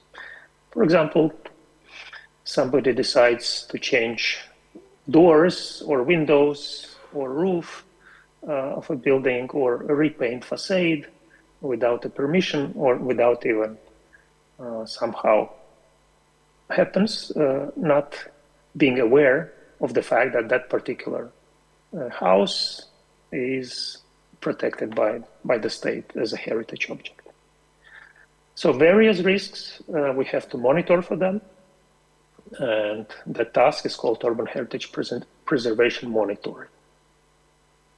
And well, that's very complex framework, institutional framework. And sometimes there are several institutions which are responsible at the same time for the same thing. Often there are overlapping rules. You may not know whether you should give preference to national rules or international rules, so it may be quite complicated. But at the end, there is Department of Cultural Heritage and Vilnius City Municipality, and they are sort of the last mile in this setup, and they are the first to whom you come in case of problems, and they are responsible for actually monitoring. But then they have to look up all those and know all the specific rules. So the interesting part of the story begins when you look at what does it mean to be guided by rules and acts in whatever practice. If we talk about digitization of government practices in principle, so you want to digitize something, right? Something which was previously physical, manual, analog, and now you want to have it digital. First, it's the motivation. Why? Why would you want to digitize something? And very common motivation for governments to engage in digitization is that they have low resources to engage in practice, and they believe that by digitizing the process or the practice, they can actually have it more efficient. So with fewer resources, they can do more, right? So it's traditional motivation for digitization. They also think that it can be more precise, maybe more correct, fewer mistakes, shorter time to execute, etc., etc. But what happens when there are practices and rules which are ambiguous or which are not always defined, so it may be is practiced by the rule doesn't really exist. So it has to be, it's up to a person who is engaged in this practice how to execute. Here is one example. You see a very famous place in Vilnius city on the picture. It's called the Castle Hill. So there is a tower on the top of the hill, and there is one particular rule in the very last sentence here. It says, the measurement of the panoramic view is defined as the observation place for that is defined as the view from Castle Hill. But if you look at the Castle Hill, it spans over 2.5 hectares. So from which point over that large area, you have to take the panoramic view of the city, which is protected as the heritage object. So as I said, the heritage object can be also intangible. So panoramic view is a heritage object, and you have to monitor whether or not panoramic view is changing, if there are any changes which would warrant taking action on protective action. And so you have to climb the hill, look at the panorama, and decide whether or not something is warranting intervention. But the rules do not define from which specific point this panoramic view should be taken. And then we have other things like the monitoring is basically based on subjective evaluation of changes. So usually it was the person who goes around the city, looks at the facades, looks at the buildings, looks at the streets, and decides whether or not something warrants intervention, right? So it's not objectively defined what and how to be monitored. Plus, just few people work in the department which is responsible for monitoring, but huge areas, thousands of buildings to be monitored. So in literature, you find this concept of failure by design or design failure. So we call it regulatory design failure. When you think that I want to digitize something, but the thing as it exists was improperly designed. So somehow it works, but it's not a good way of working, right? And then if you try to digitize something which doesn't work properly, you run into problems. At the same time, technologies have been advancing really fast, and a lot of, or many different technologies came as very promising aids in urban heritage monitoring. As I said, low on resources, yet if there are technologies which can do the job better than humans, faster than humans, more efficiently than humans, of course it's luring, it's very promising. We want to try at least to implement those technologies. And this is what we have. So we have different paper on that. Here is the QR code where we review different technologies and how they can be used.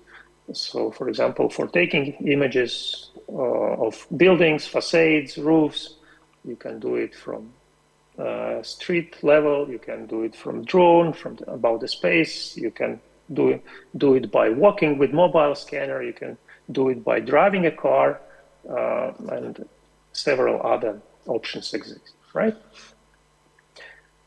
And those are images which show how and technically this processing can be done. On the right-hand side, you see visualization of report.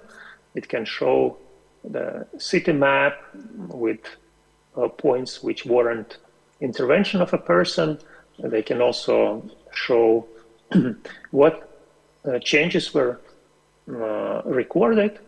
For example, skylight appeared, or window disappeared, or roof enlarged, or balcony changed with specific coordinates. So technically, this today can be done with the computerized tools, with digital tools, almost completely automatically.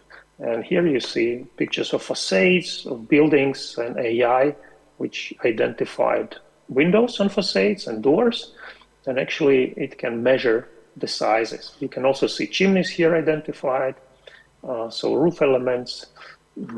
We trained AI to identify those objects, and there were algorithms developed to measure the sizes. And so once you run the first data collection round, and then if you run it again after, let's say, 1 year, you can compare the new data set to the old data set, and then this is how you get this report generated. So you see, for example, compared to the previous data collection, the balcony size changed, or the roof has enlarged, or the window disappeared. right? So in principle, it's very straightforward.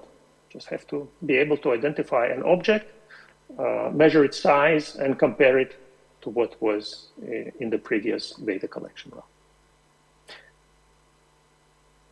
And so we have this dilemma. So on the one hand, yes, we have technologies which are capable of doing the job. And if deployed properly, they can bring digitization.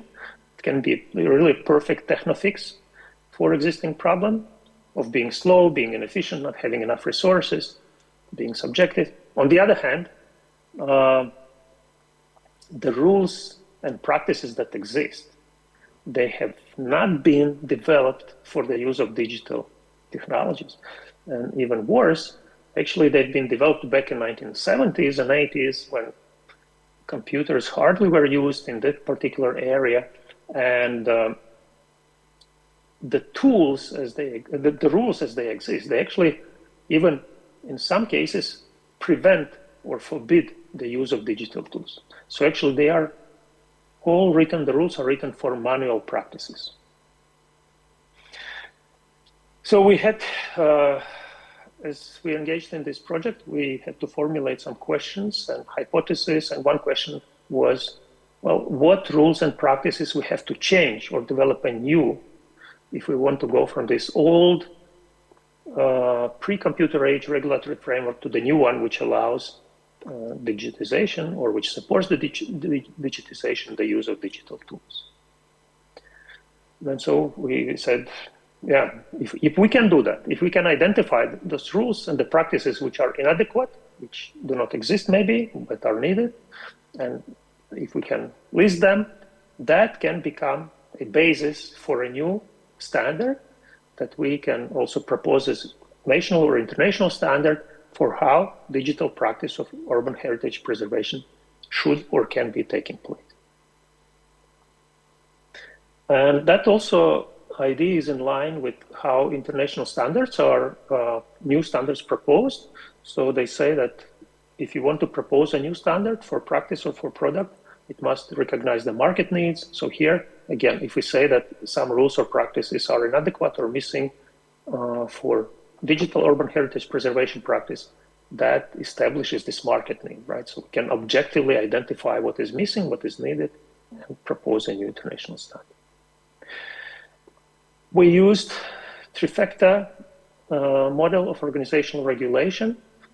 Again, you have a QR code if you are interested. This is very simple but very robust model for understanding organizational regulation. It basically says that anything, if you want to run organization, but also you can say on the government level, so nation state, the regulatory framework, there are three elements which are interconnected, and you always need those three. There are rules, there are practices, and there are IT artifacts. The rules and IT artifacts, they are bound by the concept of materialization. So you embed rules in the artifacts, or you develop the rules which reflect the capabilities of artifacts. So it's always bi-directional logical connection between IT and rules, right? So then rules and practice, that are connected by the concept of meaning or sense making. I follow the rules, they must make sense to me, then I can follow them properly, right? And in the opposite direction, again, rules must be formulated to reflect the meaning of the practice. I want something to be more efficient or effective, something to be aimed at controlling or punishing or preventing. Again, the rules must be written accordingly. And the last one, IT and practice, it's the relationship of elicitation. As a user, I try to elicit the required functionality from IT, and IT reflects or must support the practice of people, right? If this connection doesn't exist, if I cannot get what I need from IT, doesn't work. And if IT does not support my practice, if it does one thing, but I'm doing the other thing, again, there is no connection. A very simple but very robust framework. And we used it in our work to identify rules and practices which have to be changed if we want to digitize this urban heritage preservation. And already going to results. So one particular interesting finding was that with using this simple trifecta model as a synthesizing device for our work, we found that the very understanding of what is data for urban heritage preservation is really has changed. If previously it was person going with a camera, taking photos or making sketches, writing something in a notebook by hand, now the data can be coming from different types of scanning in different formats. There are different technologies and software which is needed to work on those imagery files. It's not easy to combine different files or different images or videos coming from different types of scanners. And so we need new methods. We have different ways to collect data. We have different ways to process data. We have different mechanisms to combine data. We have different formats and frequencies of reporting, etc., etc. So previously, what seemed to be as a simple manual practice becomes a very complicated and complex digital practice, where somebody must be really knowledgeable of a lot of technical things, regarding how to collect data, how to process data, what you can and what you cannot do, and where you can trust, where you should not trust the images that you receive. For example, what is the minimum quality of the image? For that particular scanning, if you take a drone or a mobile scanner, or you take a camera and do it by yourself. So coming to that, which rules have to be changed or developed anew, how the practice can be redefined, we took the key stages of monitoring process. We wrote down what has to be done at every stage. So here you see those 4 stages on the left: building observation, panoramic view observation, fixation, comparison. And what happens? How often this has to be done? Who is doing this job? And then we went step by step with digital process. And here you see on the right-hand side what happens and what was missing. For example, for building observation, when somebody goes out, physically, expert of department, cultural heritage, they go out and they do the observation. Like they look at those heritage objects and they try to identify if there are any risks. But now we have to devise the general rules of how to use digital technology solutions. For which specific technology of capturing imagery, how often we have to do it, from what positions, with how this specific technology is to be used for monitoring, how do we register the data, how we process the data, how we produce the reports based on those data, etc. Right? So for each stage, we have to really write down what was missing, because never before digital technologies were used in those processes. And that allowed us to present this list of what can be considered as market needs for a new standard. And why I'm repeating that new standard, given the complexity of the regulatory framework, given that there is municipality, national, international levels involved in the rules and acts which regulate how to preserve urban heritage, given that often those rules overlap or often it's difficult to find out who is responsible for what, this also implies that it's very difficult to change those rules. So now that, imagine what has been done, we can say it was done on a municipality level. Now, how does municipality convince the national or the international level decision makers that the steps and the rules and the procedures that we proposed, that they can be legalized, legitimized, right? That they can become the rules, the procedures for how urban heritage preservation can be done digitally. If you propose a new standard, and if new international standard for urban heritage preservation by digital means is accepted, that can really speed up, can really facilitate, can really become a catalyst for introducing changes to an otherwise very inert regulatory framework. So that was the idea, that we know that it's very, very difficult to introduce changes to that particular regulatory framework. And this is one of the reasons why it still today exists, based on the rules from 1970s and 80s, because it's very, very inert, right? So if we can define a new standard based on the gaps we identified, then we can hope that a regulatory framework will be changing. What else?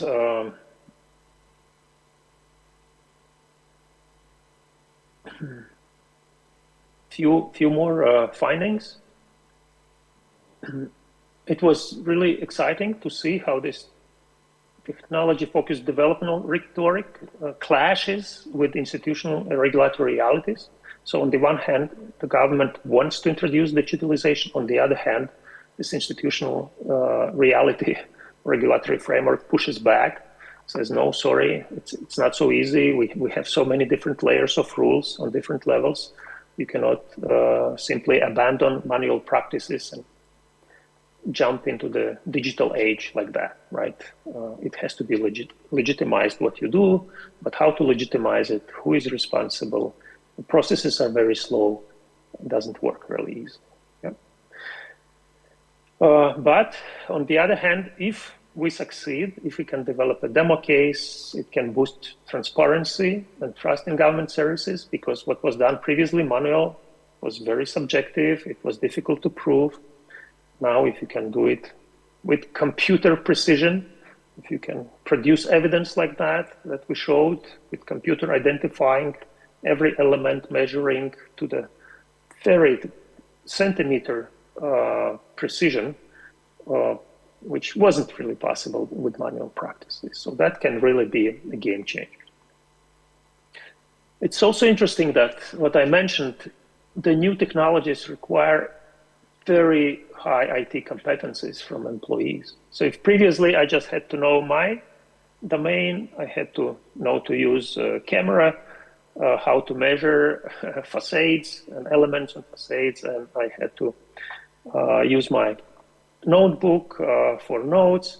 Now I have to understand about different scanning methods, how to handle data, not just how to handle my device, but also what to do with the data that produces, how they can be uploaded, backed up, combined, how I can extract reports from them. So it really becomes very complicated and shows that people who used to be non-IT guys in the past now will have to be really high level with high level IT competencies. And finally, the system, technically, it can be almost fully automated. And yet those decisions are so important.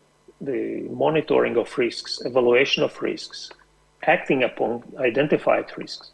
So you have then a competition between a human and a machine or a system in who is allowed to make what kind of decisions. And this is another thing to be solved. So early on, the system must define, in the system it must be defined what the machine can decide upon and what humans must decide upon. So this is interesting discussion on this meta-human systems and whether machine is about a human being or human being is about the machine in their decision making. Well, this is mostly it.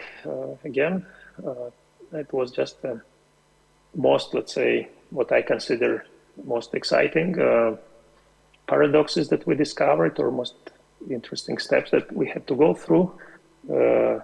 More detail is to be found in the paper. And thank you for your attention.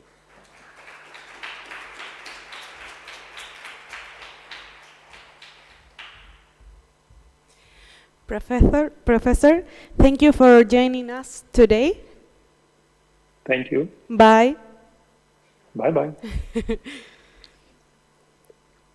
Bueno, ahora a continuación seguimos con la profesora Shakira Bedoya, quien es asesora en finanzas sostenibles y finanzas de la naturaleza para la cooperación alemana en Frankfurt. En Alemania lidera la asistencia técnica para la emisión de bonos verdes en Latinoamérica, África y Asia y es experta nominada para los comités ISO de biodiversidad y finanzas sostenibles. Adelante, por favor.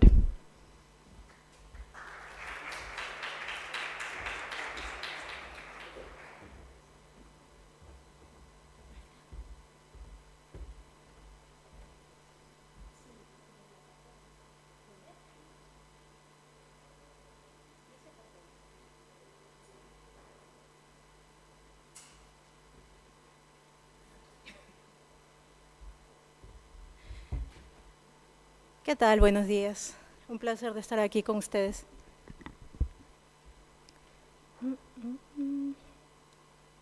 Creo que ya.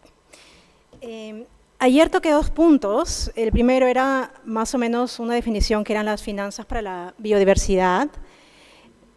También hablé del marco global de biodiversidad para movilización del capital privado, como también qué retos había y qué barreras había para la financiación de biodiversidad, especialmente enfocándonos en instituciones financieras que eran privadas.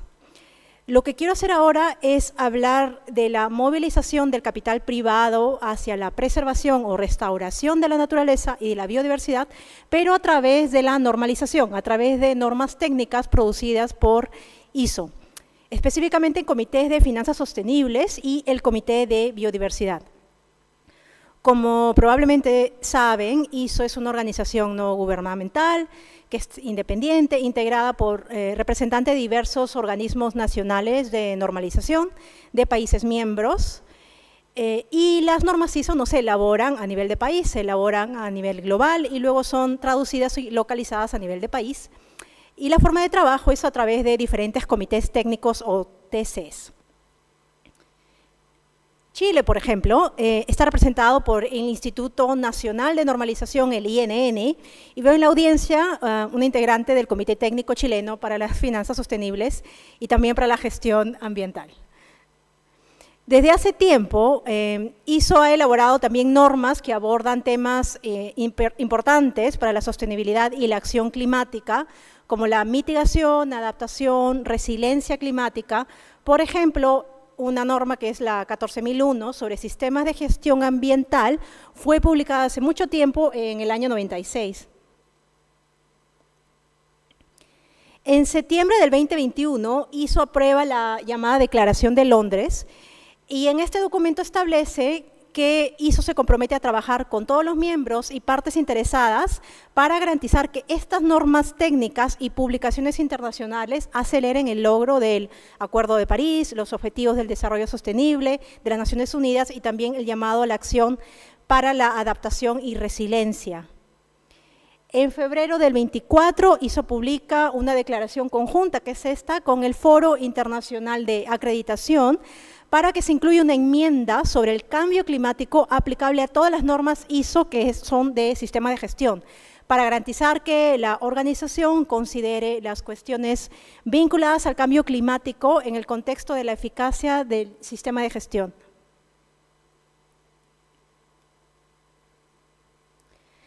Las finanzas sostenibles y las finanzas para la biodiversidad son áreas que están interconectadas, que buscan integrar criterios ambientales, sociales y de gobernanza en las decisiones financieras.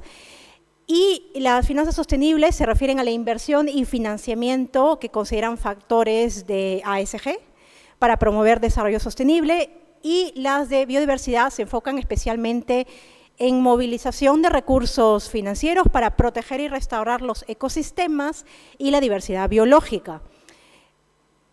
Pero, ¿qué está ocurriendo a nivel de estándares en ambos ámbitos? Cuando se inicia el trabajo del Comité Técnico para Finanzas Sostenibles, este comité hace un mapeo y utiliza el mapa que estoy mostrando aquí en pantalla para pensar cómo se posicionan los estándares en relación a este ecosistema de finanzas sostenibles. Y el comité entiende que los estándares en el área de finanzas sostenibles tienen que tener una función habilitante o de soporte, debajo del número 1, al mismo nivel que la divulgación, que los ratings o que el ESG data.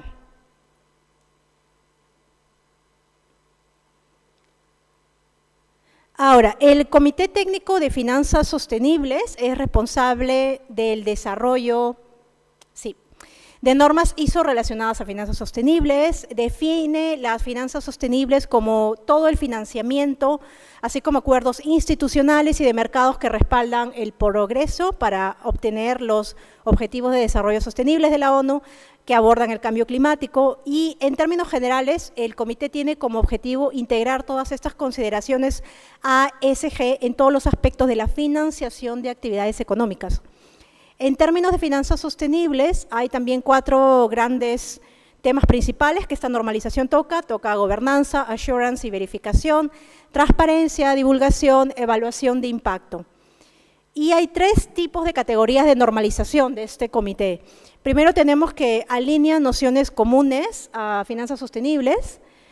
También establece principios y directrices que se deben aplicar a todo el sistema financiero para guiar las operaciones de instituciones financieras, y marcos para brindar una estructura y contexto. Y también desarrolla un conjunto de normas técnicas que cubren requisitos de evaluación de impacto y también de divulgación, que incluyen también la verificación de cada uno de los principales productos financieros. Este comité también trabaja ciertos aspectos relacionados a mercados de carbono en relación con los comités de gestión ambiental y el comité de blockchain. Entonces, acá tenemos FinTech en Carbon Markets y también Sustainable FinTech, que también son comités que están, working group que están integrando el Comité de Finanzas Sostenibles. En el 2020 se crea el llamado Comité Técnico para la Biodiversidad, cuyas primeras normas incluyen vocabulario común sobre biodiversidad across diferentes áreas. Adicionalmente, cómo incluir consideraciones de biodiversidad en la estrategia y las operaciones de diferentes organizaciones. El proceso y el diseño e implementación de la ganancia neta de biodiversidad en proyectos de desarrollo, y también un mapeo inicial de las necesidades de estandarización en diferentes áreas.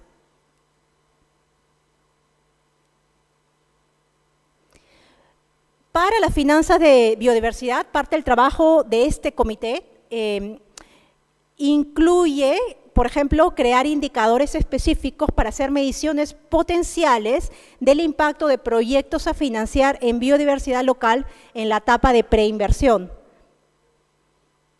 Y acá está la propuesta de lo que va a ocurrir posteriormente con esta evaluación de impacto. Y se proponen, por ejemplo, fórmulas específicas de medición de impacto en servicios ecosistémicos. Y esta es básicamente una de las propuestas que este comité tiene. Ahora, el día de ayer mencioné también que el marco global para la biodiversidad hablaba de la necesidad de financiación para la conservación y el uso sostenible de la biodiversidad y los ecosistemas, y también dije que ya existían ciertas publicaciones como el Banking for Nature de UNEP-FI que establecían una vinculación clara entre el marco global de biodiversidad y la financiación privada. Pero, ¿qué ocurre en realidad? Ocurre que para movilizar capital privado hacia, por ejemplo, la financiación de soluciones basadas en la naturaleza, yo tengo que poder integrar diferentes parámetros de biodiversidad en mi estrategia, gestión de riesgo, productos, reportes y divulgación internas de una empresa. Y también tendría que poder medir dependencias e impactos de la institución en servicios ecosistémicos, ¿no? Este es el primer reto. Pero también el segundo reto es que, por ejemplo, si yo quiero emitir un bono de biodiversidad, si quiero un crédito de biodiversidad, si tengo un fondo de impacto que quiere evaluar proyectos en los que yo invierto, yo también tengo que poder medir a través de diferentes parámetros de biodiversidad el impacto también a nivel de clases de activos. Acá. ¿Para qué? Para que yo pueda tomar una decisión y evidentemente también pueda hacer reportes y divulgación. Lo que nos lleva al último punto de esta presentación, ¿cuál sería el rol de los estándares y el potencial uso de estándares en tecnología para la financiación de la biodiversidad?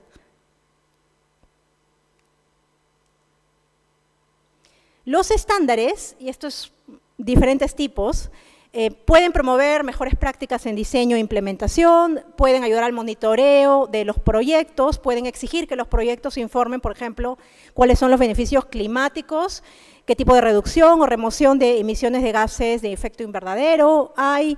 Los proyectos en financiación de la naturaleza pueden incluir estándares para demostrar un impacto de alta integridad en múltiples dimensiones, y la certificación puede aumentar también el acceso a financiación climática y a los mercados de carbono, diferentes mercados de carbono. Los estándares también potencialmente pueden usarse para apoyar la alineación de los objetivos globales, incluidos ODS, Marco Mundial de Biodiversidad Biológica y el Marco Global de Biodiversidad. En la actualidad también tenemos que hay varios tipos de tecnologías que se están utilizando con el objetivo de disminuir la pérdida de biodiversidad. Cabe recalcar que hay una muestra de diferentes tipos de tecnologías, cabe recalcar que el uso de este tipo de tecnologías en, por ejemplo, mercados voluntarios de carbonos o mercados voluntarios de biodiversidad, o para demostrar la efectividad del impacto de un proyecto o de una solución basada en la naturaleza que es bancarizable, está recién emergiendo. Entonces hay un ejercicio pendiente que hacer para saber cuál es la vinculación y cómo se pueden estandarizar este tipo de tecnologías, cómo se aplican a diferentes áreas de conservación y al uso sostenible y restauración de la biodiversidad. Muchas gracias.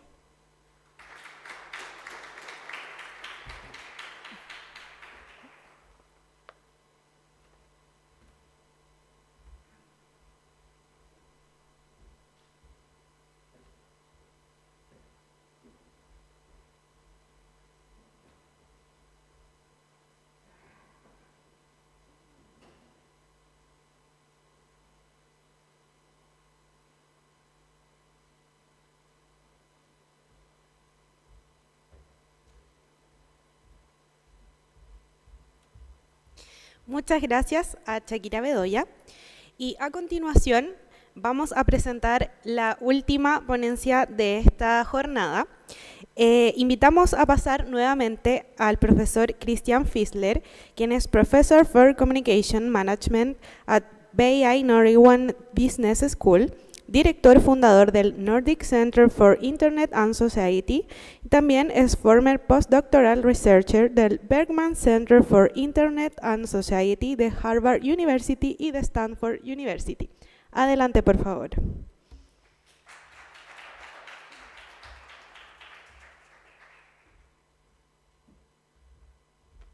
Hello everyone, me again, but no worries. If you want to hear a very Germanic joke, finally I can make that joke. It will not be funny at all, but I'm painfully aware that I'm standing now between you and a good lunch and good conversations. I will not necessarily make it shorter than I already planned, but I hopefully somewhat succeed. Let's see, to tie a few ideas that we floated here together this morning and yesterday. I actually want to take up a thought on which Professor Gasser concluded on this idea of agentic AI and guardrails. And I wonder, I'm not really wonder, it's essentially more like a rhetorical question, whether and how to govern agentic AI. Obviously, we have to govern. And what I mean by agentic AI, I will explain in a second. But we here together, right, we discussed several iterations of AI, deep learning AI, foundation models, multimodal AI, and arguably agentic AI is at least the hype topic du jour, at least of this particular year, right?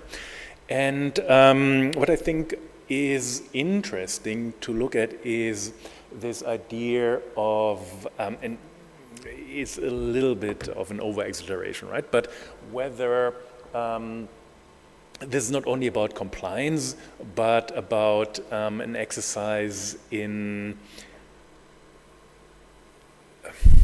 safeguarding infrastructure, right? Don't get me wrong, right? Here is the example of, okay, is that a similar task maybe as ensuring the integrity of the power grid or financial markets? But it kind of is if you look at what agentic AI can do. Let me explain, right? So agentic AI, this idea of multimodal AI that can interact with documents, has computer vision and all that, and that then now differently to the discussion which we had around LLM, I mean, it's not a different technology, but the independence or the given independence to act on its own device, right? For instance, think about a customer service chatbot, looks up a policy in a PDF document, makes a decision, communicates to the customer.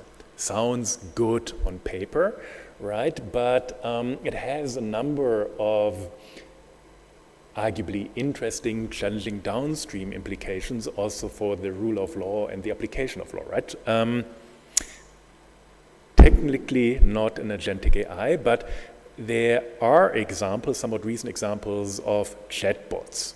Like, give you an example now. So think about a larger Canadian airline has a chatbot, has a client who has a bereavement case, asks the chatbot, can I get a refund? Chatbot says yes. However, completely wrong reading of the customer policy of that particular Canadian airline.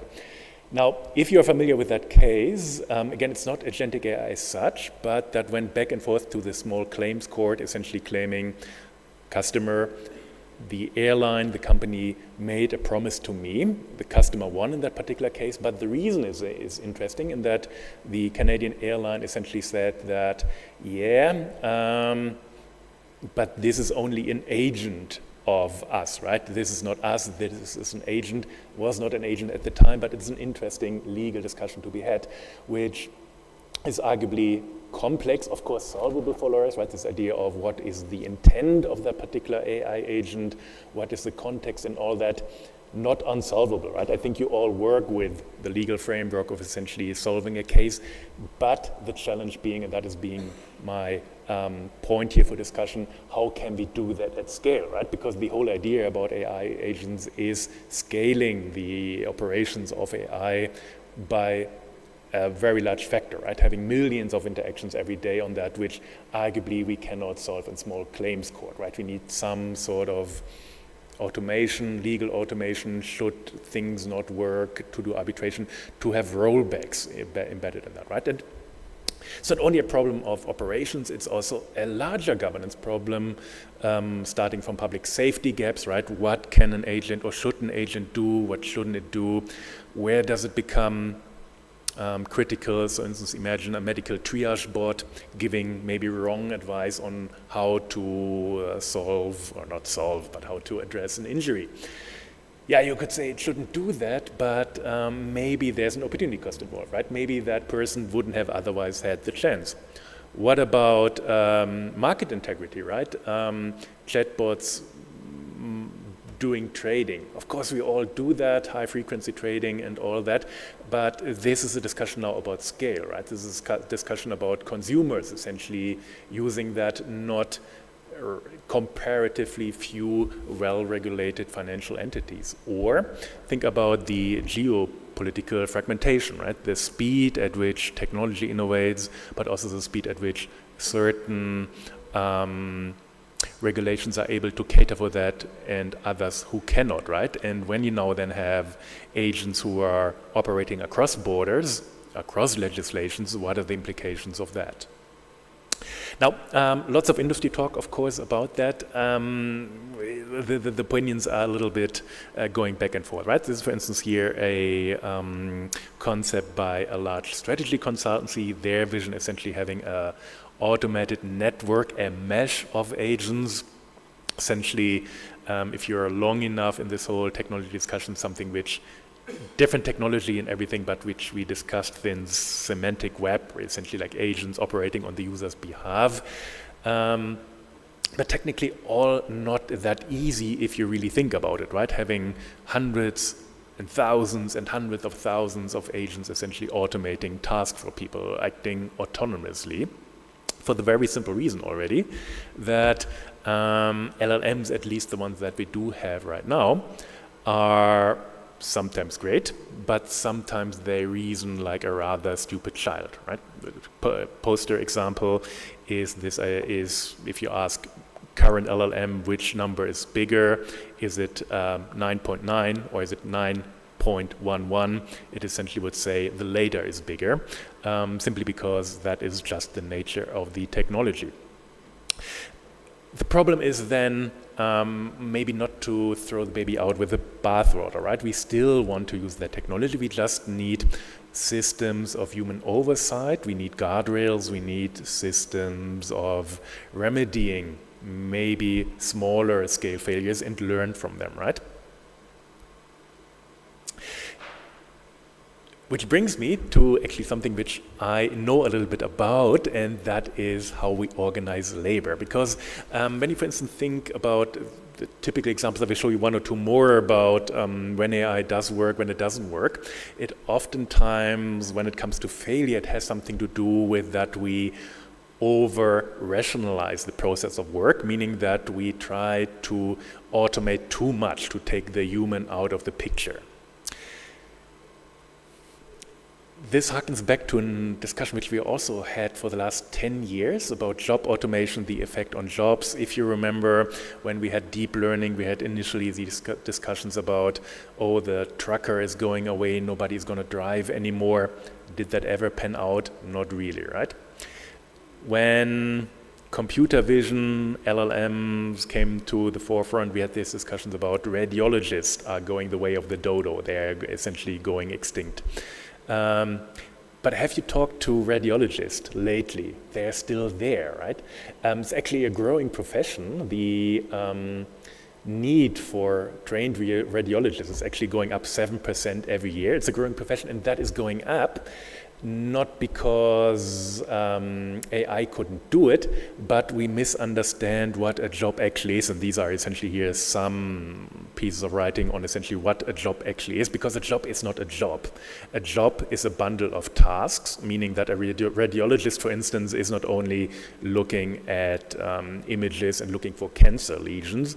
They are also talking to technicians, they are talking to the patients, they do administration. So a job is normally a number of tasks. Likewise, organizations, customer services, for instance, not only doing customer service, but it's a lot of what anthropologists of work would call glue work, maintenance work, essentially all these things which we normally don't really acknowledge, but which are really, really important in getting a job done. I'm showing you an example in a second. If you are familiar with examples like Klarna. Klarna is a financial services company, Swedish, I think. They tried agentic AI, stopped doing that for a time simply because a lot of the customer complaints, when a customer actually complains, was failing through the cracks, right? Because if you want a problem solved, it's not only about, I don't know, giving in or essentially providing a certain amount of data. They want to talk to people, they want to be understood to people, and they also have to be managed somewhat, right? Kind of like an angry customer has to manage somewhat that they maybe not give data which they're not supposed to give, that they are essentially also abiding by certain rules and decency and so on and so forth. My point being is then when it comes to agentic AI, it's normally not a one-to-one replacement, it's not automation, it's about augmentation. And the idea of augmentation is, I would argue, and concluding for this particular session, is maybe also a question of governance and governance innovation. How? I try to ponder now. Again, just to show you some of these examples of where automation doesn't totally work. In cardiology, in cancer screening, all the textbook or business case examples that we're always touting around, this all becomes automated, customers is all becoming automated, it doesn't really work. People find it frustrating, it is costly, and it also on the back end is normally really, really, really hard to achieve, because it's not only about running an AI, it's about furnishing, it's about establishing processes in the back, right? And processes in the back are normally human, and those need to be trained and retrained. And the difficulty then becomes, when we essentially talk about augmentation, that we need to think about human AI workflows where we need to organize around fallbacks, about liability regimes where humans and AI are supposed to be in combination together, right? So we need to think about upskilling workforces that might be good in prompt engineering, essentially working together with LLMs, in supervising, auditing, litigation and all that, but together, right? Not as a particular replacement. Which is difficult just for also governance, no, not difficult, right? But at least something to do for a few years at least, when it comes to, for instance, about addressing siloed national rules, about slow legislative cycles. They're not necessarily slow, but technology is quick, right? We are not as quick to address things when we have versions of foundation models which are changing or at least improving every other year and create or develop new capabilities. We need to think about interoperable standards, agile rulemaking, clear liability regimes, and regimes which are somewhat workable on a smaller scale, right? Or automated, low cost. It's essentially about adaptive regulation, like software updates. Too much, right? But essentially this idea of being quick about it, and looking into co-regulation, and that is also harkening back to the talks which we had earlier today, how to involve academia, legal scholarship, the engineering community, and innovators, and essentially finding ways of, Professor Gui, Gui? You always complain that I just put you on the spot and essentially always pronounce your name wrong, but essentially this discussion about sandboxes, right? Essentially learning and involving co-creating with stakeholders. Quick wins or ways to address that is normally the combination of, we need to think about enforcement of rules, of course, how can we get audits together, how can we create data to audit things, but also how can we enable people through playbooks, through legal tools, how can we also empower people, for instance, to speak out, right, to say like, okay, this system, this automation which we are now developing, deploying, that doesn't really work so well, I see problems, can we please fix that? It's about, and that is also harkening back to our initial presentation this morning, to this idea of guardrails, right? Guardrails, certification, ways of addressing shortcomings, being agile, and not locking us into particular ways of organizing, governing through AI. It's about shared infrastructure, also some of the discussions which we had earlier today, right? This idea of commons, of shared auditing, of legal learning, of regulatory learning, and finally about literacy, right? Also about instilling this idea into people that understanding about improving essentially have more brains trying to work out, okay, what is a good way of actually governing this new technology? Which then finally, and in conclusion, so it's not as long as I essentially try to threaten here, I hope we're in time, I hope you will have time for discussions and lunch and everything, but the idea, and maybe a concluding idea for our upcoming discussion now over lunch, is this idea of how can we make AI an amplifier and not a regret. And on that, let me close and thank you so much. Thank you so much.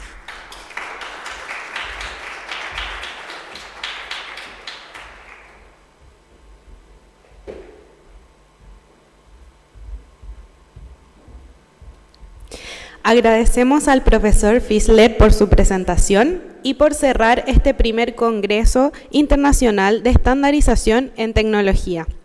Agradecemos nuevamente a quienes nos acompañaron de manera presencial y a través de nuestra transmisión en vivo en estas intensas pero enriquecedoras jornadas que esperamos que puedan contribuir al debate sobre los temas que abordamos estos días. Les recordamos que ambas instancias quedaron grabadas y podrán encontrarlas a través de las redes sociales del Programa de Derecho, Ciencia y Tecnología UC, y los invitamos a que nos sigan en redes sociales para que estén al tanto de todas las actividades que realizaremos próximamente. Así que si quedaron con preguntas sobre lo que abordamos el día de ayer o hoy, los invitamos a una instancia de coffee break para aquí al costado del salón para que puedan acercarse también a nuestros expositores y tengan un espacio de networking. Muchas gracias.